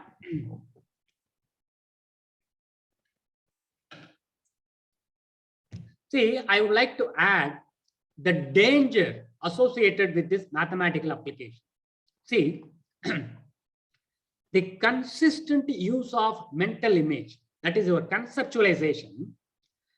What happens? A reservoir model has, serious danger. See, the problem is for you, when you are in conceptualization, you have to be very careful. Those who are in step 1, that is in conceptual model, for those guys, the model itself can become reality to the reservoir engineers. Sophisticated reservoir calculations, particularly mathematical models, have they have an hypnotic quality. Higher end maths and higher end programming codes, etc. But still, it is absolutely necessary for us to ask whether the answers from the model results are really relevant while developing the cash flow for a producing company. So at the end of mathematical modeling, we will have a weakly or strongly coupled nonlinear, a set of nonlinear set of partial differential equations with required number of initial conditions and boundary conditions. This is where we will complete our mathematical modeling. Step 2 is over. So what is so we have now a set of nonlinear algebraic partial differential equations with respective initial conditions and boundary conditions. Now we are getting into step 3, numerical modeling. See, finding numerical solution to the deduced mathematical model. Here, we need to think about accommodating a real field reservoir within a 2-dimensional box or 3-dimensional box. What we have to do is that we got to subdivide the numerical solution domain into a network of grid blocks, either in 2 dimension or 3 dimension. Right. In 1 dimension, it may look as simple as the oil volume entering a grid cell during a time increment, delta, minus the oil volume leaving that cell during the same time increment equals the change in oil volume in the given grid block. And the size of a grid block is generally selected based on, you have to select the size of the grid block.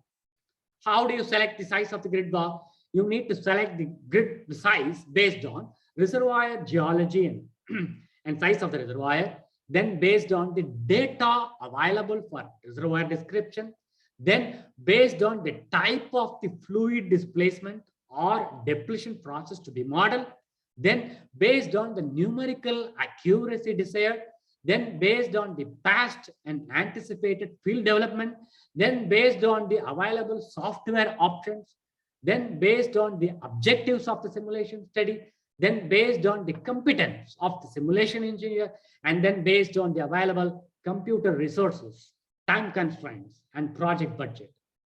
You see, you got to deduce the size of the grid block based on so many things.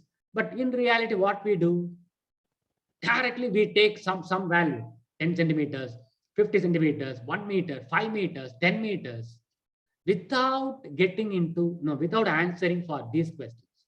So you have to be careful. Just like that, we should not select the width of the cell. Nowadays, we have varieties of grids that offer local grid refinement, like hybrid grid, stream tube grid, Voronoi grid, dynamic grid, etc. In fact, local grid refinement will definitely improve parameters like water oil ratio and gas oil ratio predictions. When sharp saturation gradients exist near wells, as encountered in coning problems. No, we have to be very smart in selecting our grids. Now back to the basic grid block. See, the volumetric material balance equation needs to be written for each fluid phase and for each grid block. Thus, for each grid block, we have the values of pressure, then we have oil, water, and gas saturation values, then its associated time level. See, if there are m grid blocks, we will then have m equations for each phase. Suppose if we have 3 phases, oil, water, and gas, then you need to multiply by 3. That is, we will have a total of 3m equations. Now, the solution of these equations is the major core of reservoir simulation. Please remember that the phase flow rates between each grid block and its adjacent block need to be represented by Darcy's law, which is again to be modified in order for us to accommodate the relative permeability concept. Further, all the reservoir properties such as porosity and permeability, and all the fluid properties such as pressure, saturation, temperature, and fluid composition are generally assumed to be uniform throughout a grid block based on the representative elementary volume. Otherwise, we can also vary these rock and fluid properties from one grid block to the another. In fact, we can also vary the fluid properties for each grid block, varying as a function of time during the simulation period. It all depends on your comfort zone. But please remember, we are not entitled to vary any rock or fluid property below this representative elementary volume. Very, very important. If you have really understood the meaning of this particular statement, then you will really think about coupling the values of interfacial tension, that sigma, and then contact angles, whichever you got it from your lab, directly with Darcy's law. You have to be careful. Well, back to numerical modeling. We are in third step now.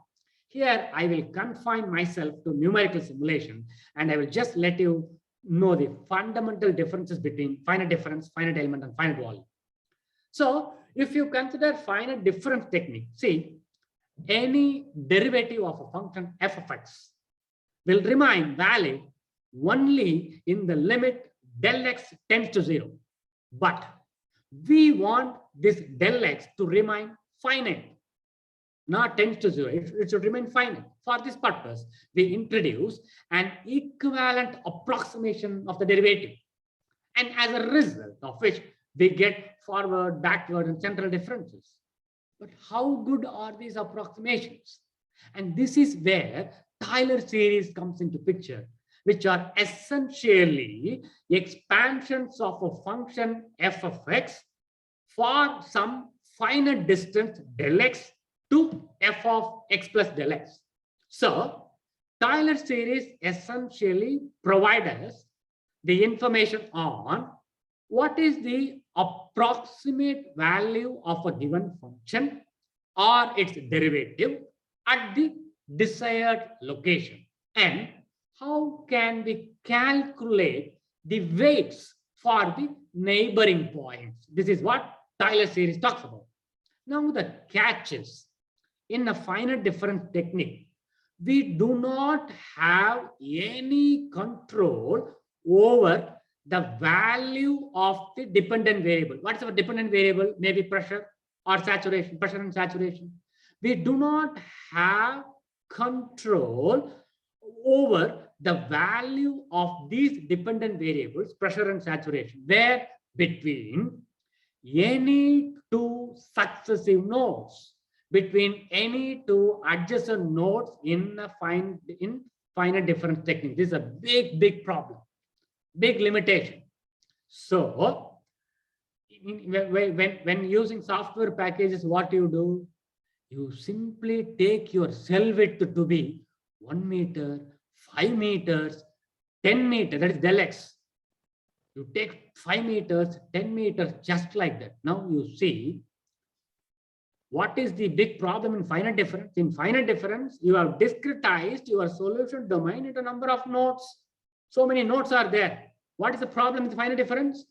It is not possible for me to find the value of the dependent variable. That is, it is not possible for me to find the value of pressure or saturation where between any two adjacent nodes. It's not possible. Now you see what the theory says. This cell weight should be tending to 0. Then only finite difference will try to match exact solution. But what we do in reality, we take our del X to be meters, 1 meter, 5 meters, 10 meters, 20 meters. Then how will your results, will replicate reality? See, this is the problem with finite difference. You've got to understand the limitation of finite difference. So, we have no control over the value of pressure or saturation between any two nodes. So this is the limitation. Now what should we do next?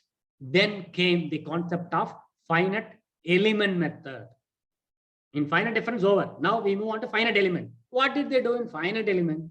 In finite element, they call it element. What is the element? Now you see, between any two adjacent node or consecutive nodes, they introduce an element, one line that they call element. What for they have introduced? They have introduced this line, this element, in order for us to have control over what? Control of dependent variable.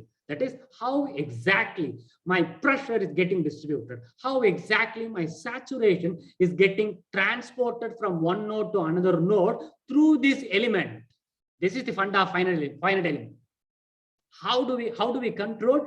We have introduced a guess function through this element. What for? To have a control of pressure or saturation between these two nodes through this element. This is the funda of finite element technique. So definitely finite element technique is better than finite difference. But now I have a question for you. In finite element technique, you have so many triangles, right? Now try to focus, try to look at a triangle which is having the least possible area, smallest area. You have a triangular mesh. So many triangles are there, right? What is that I'm asking? Try to focus yourself to the smallest possible triangle. Now my question is, what happens to the pressure? What happens to your saturation within that triangle? Do you have answer for it? If we have fracture, if we have any heterogeneity, how will you capture? We have no clue. Nobody has no idea. So this is the drawback with finite element. So in finite element, what is happening within the triangle, within the smallest possible, within the triangular zone, I do not have any control over my pressure or saturation. This is a problem with finite element technique. Then later we moved on to finite volume technique, an improved technique. In finite volume, what is the fundamental of finite volume technique? Here, we do not miss any spatial region within the reservoir domain. We have not missed. We will not be missing any spatial region. Here, the physical domain of interest is subdivided into n number of smaller volume sets. We then integrate the value of the dependent variable over each subcell and then get an average value. Since this finite volume method is based on conservation principle, this method remains more reliable to solve fluid flow problems like flow through petroleum reservoir.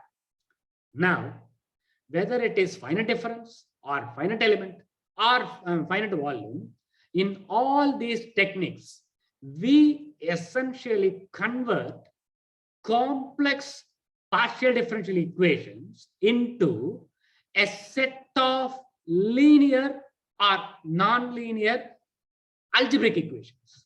We are translating, we are converting partial differential equations, which are complex, into relatively simpler algebraic equation. This is what this finite difference, finite element, or finite volume has done.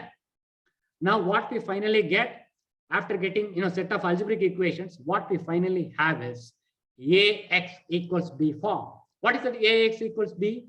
A is your coefficient matrix. X is your unknown column vector, and B is your known column vector on your right side. Now, if your coefficient matrix is small, when will it be small? If your reservoir is say 1 centimeter, if your length of the reservoir is 1 centimeter, width of the reservoir is say 0.1, like 1 centimeter, or and thick, X, Y, Z, all are 1 centimeter, 1 centimeter, 1 centimeter, then your coefficient matrix will be very small. Number of nodes will be very small. But in reality, the length of the reservoir runs over several hundreds of meters. Width runs over several tens of meters. Thickness, several tens of meters. So what is happening? You have numerous nodes, plenty of nodes, millions of nodes, billions of nodes. Your coefficient matrix is so large, so huge now. So it is not possible for you to simply go ahead with matrix inversion. You can't do that. X equals A inverse B. You can't do that. This is where you got to solve this unknown column vector either by direct methods or iterative methods. Now, you may be wondering to know, just by looking at the nature of the coefficient matrix, you will be able to understand how exactly your reservoir is there in the field scenario. You understand? Are you getting what I'm trying to convey? Without you getting into field, you can comment just by looking at the nature of the coefficient matrix, whether your field is more or less homogeneous or moderately heterogeneous or completely heterogeneous. How? Look at your coefficient matrix.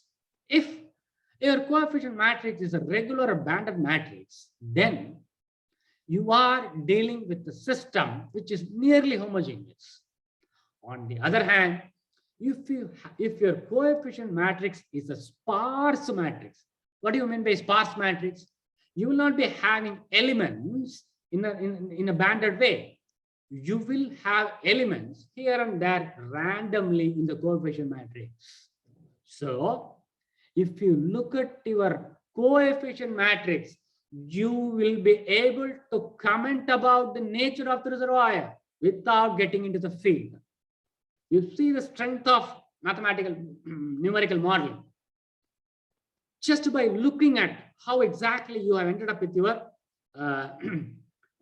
coefficient matrix, you will be able to comment the nature of reservoir. So there are so many things. Now, finally, you have to verify our numerical results with the existing analytical solution and also validate with experimental data, or field data. Please remember, mere verification and or validation of your numerical results does not ensure that you are on the right track, because a profile from a numerical solution can still match either with experimental data or field data, despite being undergone altogether different physics. It could have undergone different chemistry. It could have undergone different biology. This is the next higher level of doing surgery at the deduced numerical results. We should also keep in mind that we have fed the data from very different scales. As I told, nano, pore, core, we have very different scales. Here, we should be very careful while dealing with the coefficients or constants associated with the given mathematical model, because I may treat some coefficients to be a function of only independent variable, while you may treat the coefficient associated with the equation to be a function of dependent variable. Now you see, we have same equation, but now I am talking about the coefficients attached to the equation. Same equation, same problem, but the way I handle the coefficients may be completely different from the way you handle the coefficients. Well, how can it be different? I may handle the coefficient to be a function of only independent variable. Simple. On the other hand, you may handle the coefficient to be a function of dependent variable. What is the difference? The moment you make the coefficient to be a function of dependent variable, then the equation will become nonlinear. It is difficult to solve. That's the reason why generally, people try to avoid the they don't want coefficients to be a function of dependent variable. By default, they will treat it as a constant. They want to make their life simple. They don't want to, make complexities. See, it is not that voluntarily, deliberately we are introducing complexities. Most of the fluid properties, if you look at, they are dependent on pressure. But still, we try to treat, as a constant. See, in the context of numerical modeling, the concept of numerical dispersion remains very, very sensitive. It essentially refers to the spatial truncation error in finite difference simulator results. In physical terms, error generally appears as falsely smeared spatial gradients of water saturation in water flooding, temperature in steam flooding, solvent in miscible flooding, and chemical agent in chemical flooding. This excessive smearing occurs primarily in the aerial direction, that is XY.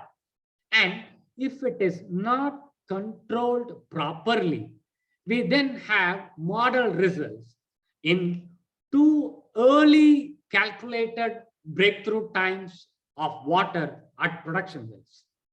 This numerical dispersion generally increases with increasing aerial grid block sizes.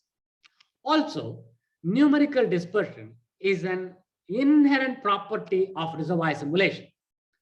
This numerical dispersion is due to the representation of the reservoir by cells or grid blocks in which the properties are averaged.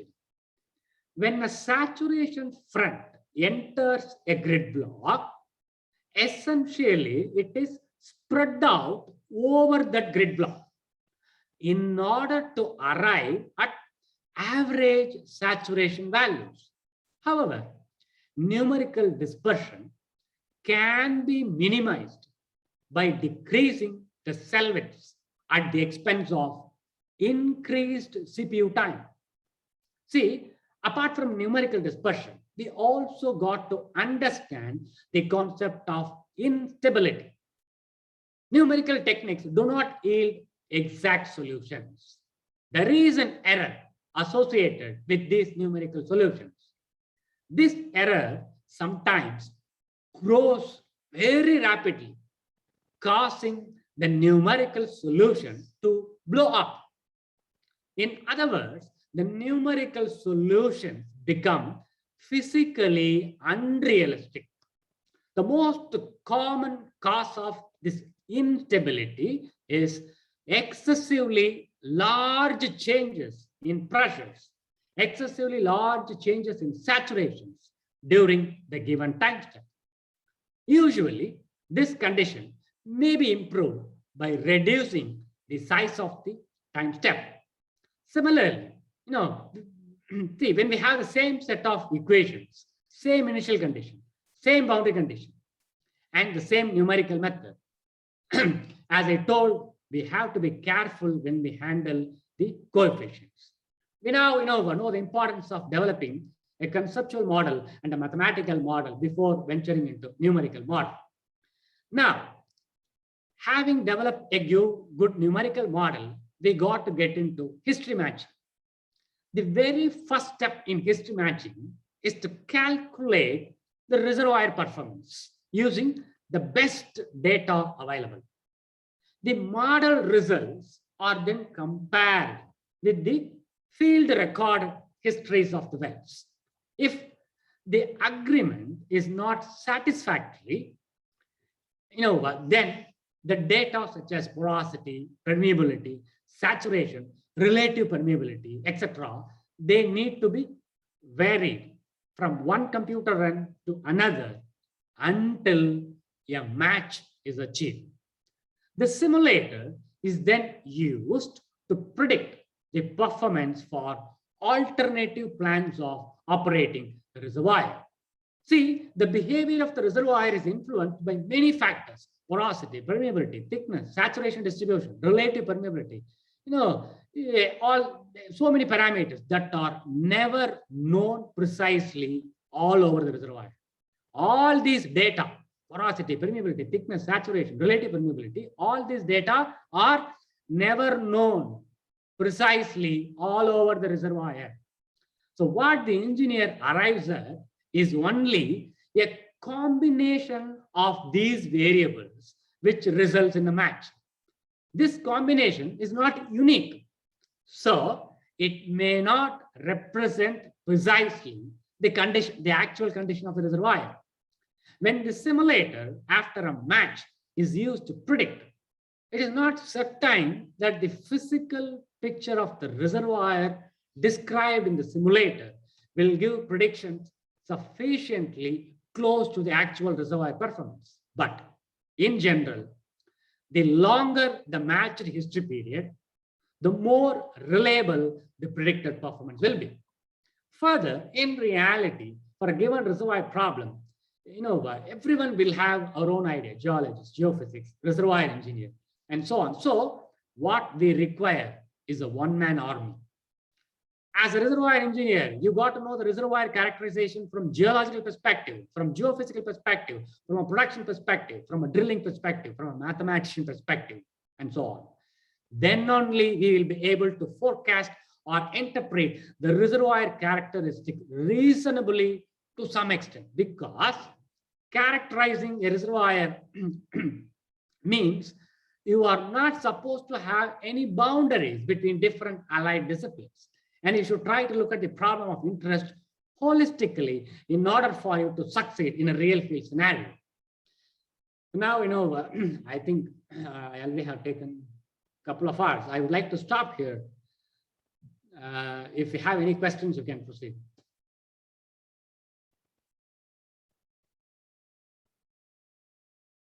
Okay, thank you. So we can now start questions. Okay.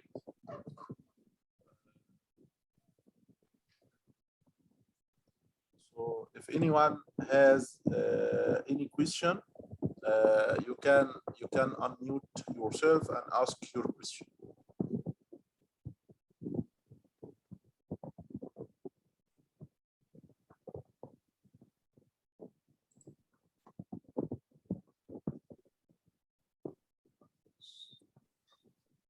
So, are there any? We're having oral modeling samples and numerical modeling to give us the output for what the simulation problem can be solved. Yeah, one of the questions. How about using machine learning and not AI techniques? According to you, which technique is best for reservoir simulation? Well, I will leave it this thing to industrial experts. See, in machine learning or artificial intelligence, you are essentially dealing with a lot of data, right? Without, for example, if you are a fresher and without having enough experience or background, if you directly venture into dealing with the data, I don't think, it may not help you. Yes, the point is you should try to understand the physics, the chemistry, the biology of the reservoir before you can deal with the data. Definitely, I mean, you can deal with the data, but my point is having understood the physics of the problem, having understood the reservoir characterization, by all means completely, then you can handle, you can think about AI or ML. I personally won't suggest, an undergraduate or graduate student directly to get into AI or ML, because what happens, yes, when you deal with different kinds of algorithms, it will be very, very, attractive. But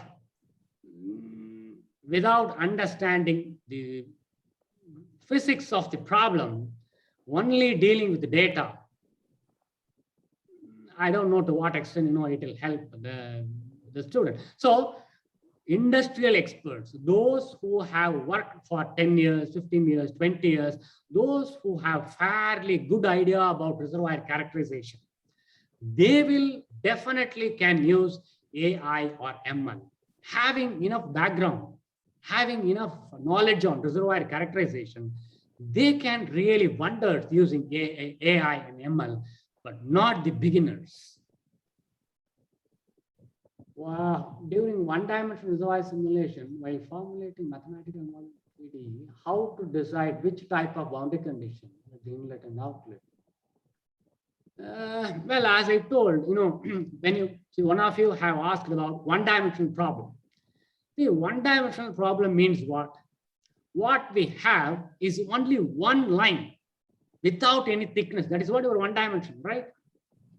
If you don't have thickness and if you have one line, how do you think you will be able to justify characterizing reservoir?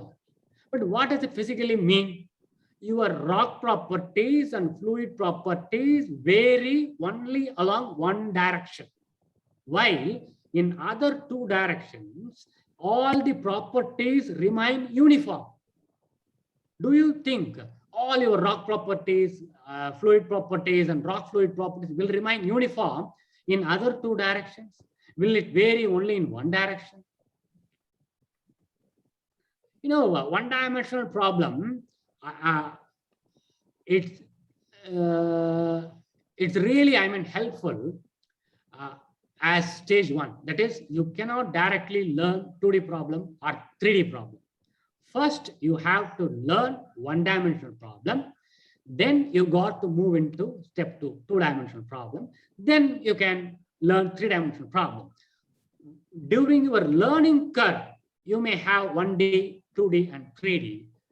But for your entire work, deducing conclusions based on one dimension only will be too simplified. For example, if your reservoir is highly homogeneous or nearly homogeneous and isotropic, one-dimensional problem is fine. But in reality, we do not have nearly homogeneous or isotropic reservoir. What we have is kind of heterogeneous reservoirs. The moment we have heterogeneous reservoirs, and if you are still dealing with one-dimensional problem, our forecast may not be justified. So you got to be careful. So if you think your reservoir is completely homogeneous isotropic, you can very well go ahead with one-dimensional problem. On the other hand, if you think your reservoir is significantly heterogeneous, then better to avoid one dimension and try to consider 2D problem at least, so that your forecast will be more reliable, will be more reasonable.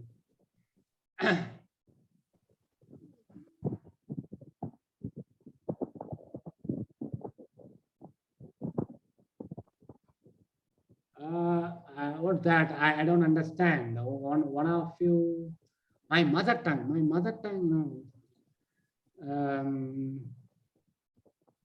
it's Tamil. I know only English and Tamil, but I don't know. He's speaking about a motivational for the students.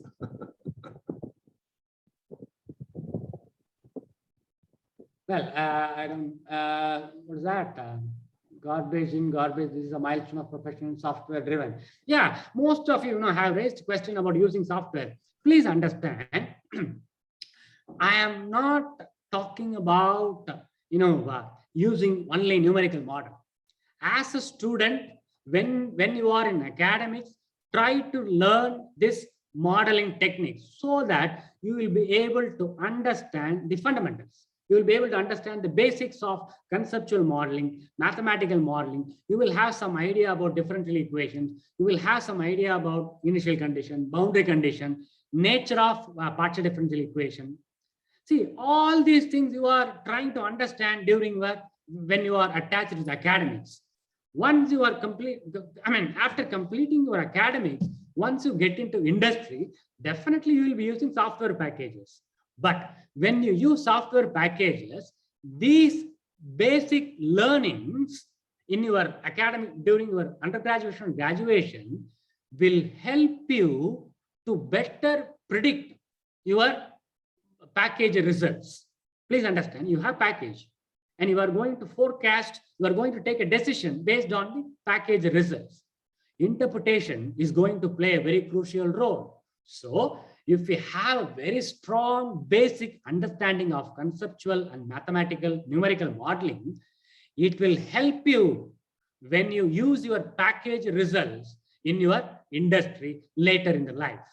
So during the early stage, try to learn, mathematical conceptual model, mathematical model, and numerical model. Then later in life, you make use of all the software packages so that you can confidently forecast, confidently predict the reservoir performance.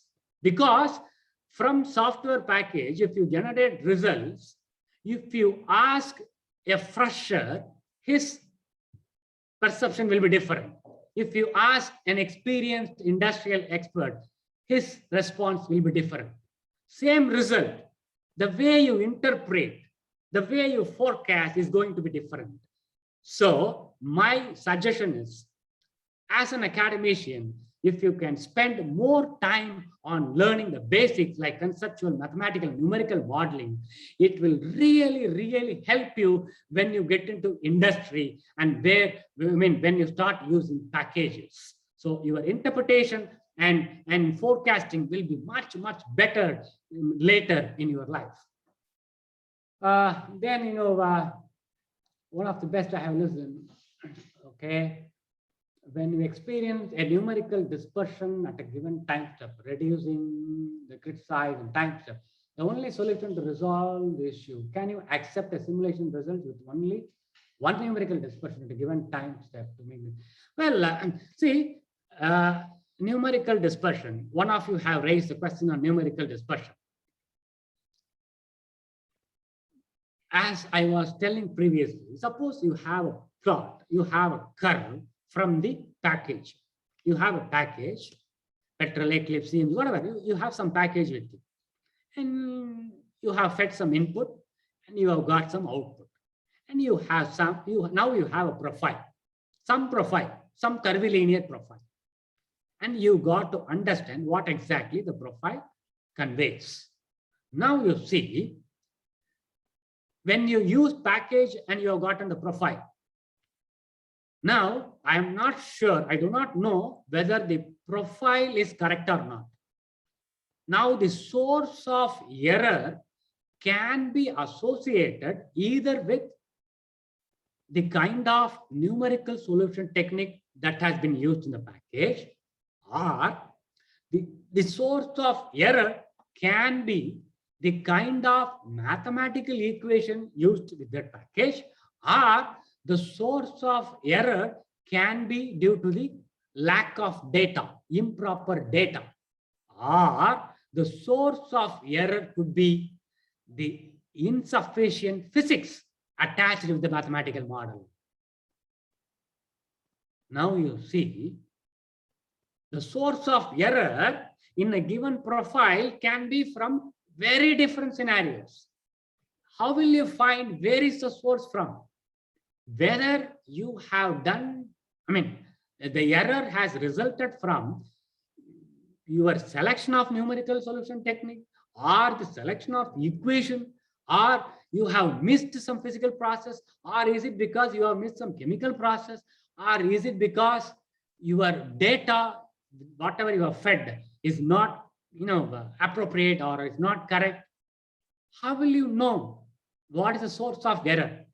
So unless you are very strong on input data, unless you are using very strong, very good numerical solution technique, it is very, very difficult to find out the source of error,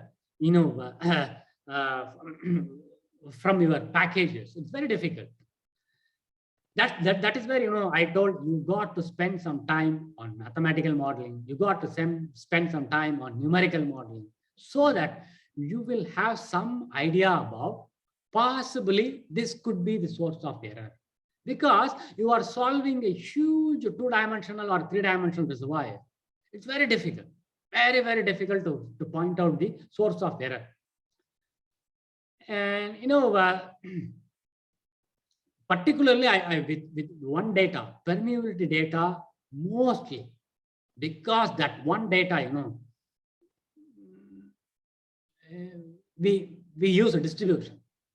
And what kind of distribution you use for permeability is a very big question. You may use some distribution, I may use some distribution, some other distribution. Not only rock properties, all the properties. So we have problem while feeding the data. We have problem whether all the physics and chemistry and biology, whether all these processes have been converted into equivalent mathematics, we are not sure. And then even if we have a very good mathematical model, do we have proper numerical model? We do not know, because we are just feeding some input and we have some output. So how do you figure out numerical dispersion without understanding what kind of equations have been used, what kind of boundary conditions have been used, what kind of discretization techniques have been used in the package? Directly, we cannot comment on numerical dispersion. So this is where, I would suggest you should have some knowledge on conceptual as well as mathematical modeling, also numerical modeling, before you start analyzing, before you start interpreting results from the package.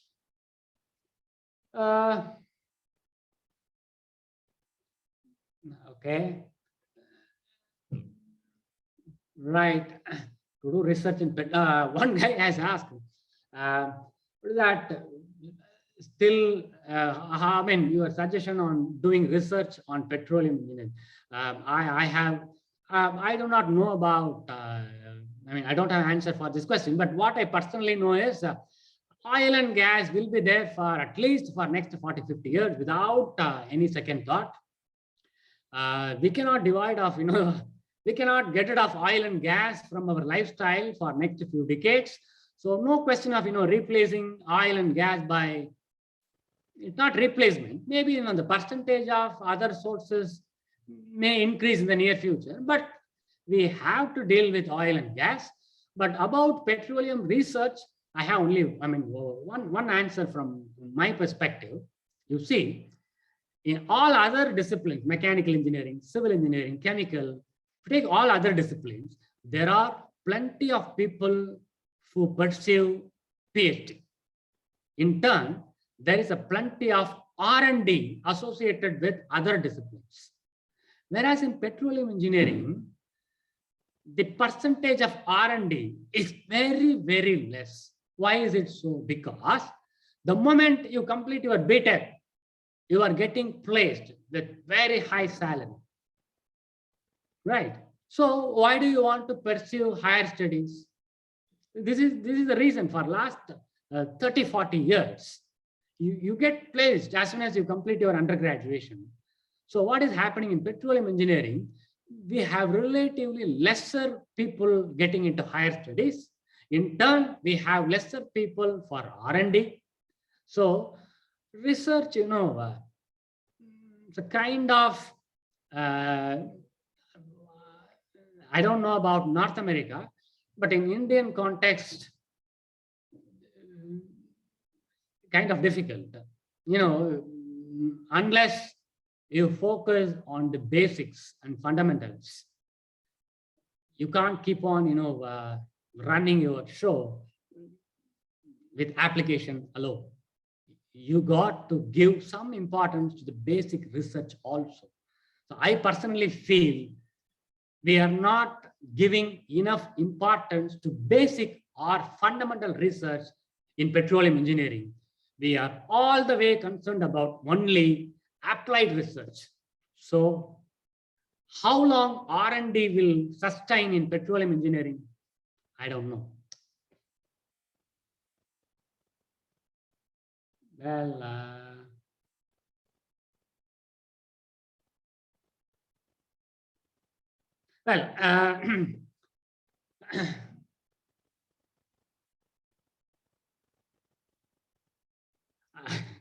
One of you have asked how to visualize conceptual modeling. How to visualize means it's like meditation. You got to meditate. You got to bring in your three-dimensional reservoir in front of your eyes. It's not a joke. See, for that, that's where, you have to have backgrounds on reservoir engineering principles, geology principle, geophysics principle, geomechanics principle, mathematics principle. You have to have enough backup in order for you to bring in the actual three-dimensional reservoir in front of your eyes. You need so much background. So getting three-dimensional reservoir is not easy. So my suggestion for you is try to break your boundary and try to learn reservoir characterization from geological perspective, geophysical perspective, from chemical engineering perspective, from mechanical engineering perspective, from drilling perspective, whatever. We don't have any boundary with this. When you break the boundary, then you will try to slowly get into real conceptualization until you are stuck with a particular discipline. Like I am a geologist, I am a geophysicist, I am a reservoir engineer. It's very, very difficult to conceptualize. You've got to break your boundary and come out. Well, I would like to stop here. I would like to really thank all the guys who are sitting here patiently for almost, I think it is nearly 2.5 hours, I think. So today I have tested your patience, I think. Thanks again. Now I would like to hand over the session to Mr. Abdullah. So Abdullah, you can take over. Thank you, Professor, and thanks for your efforts and time and this very, very interesting session that was admired by all the attendants. Thank you again, and thanks to all the attendants. And please remember to fill into the certification form that was sent into the Zoom chat. Also, if you are interested into our next course of PVT and the equation of state modeling, you can fill into the registration form that also will be sent now to the Zoom chat. Thank you again, and remember that on the YouTube channel of Reservoir Solutions, we will upload this session also. Thank you again. Yeah, thank you all.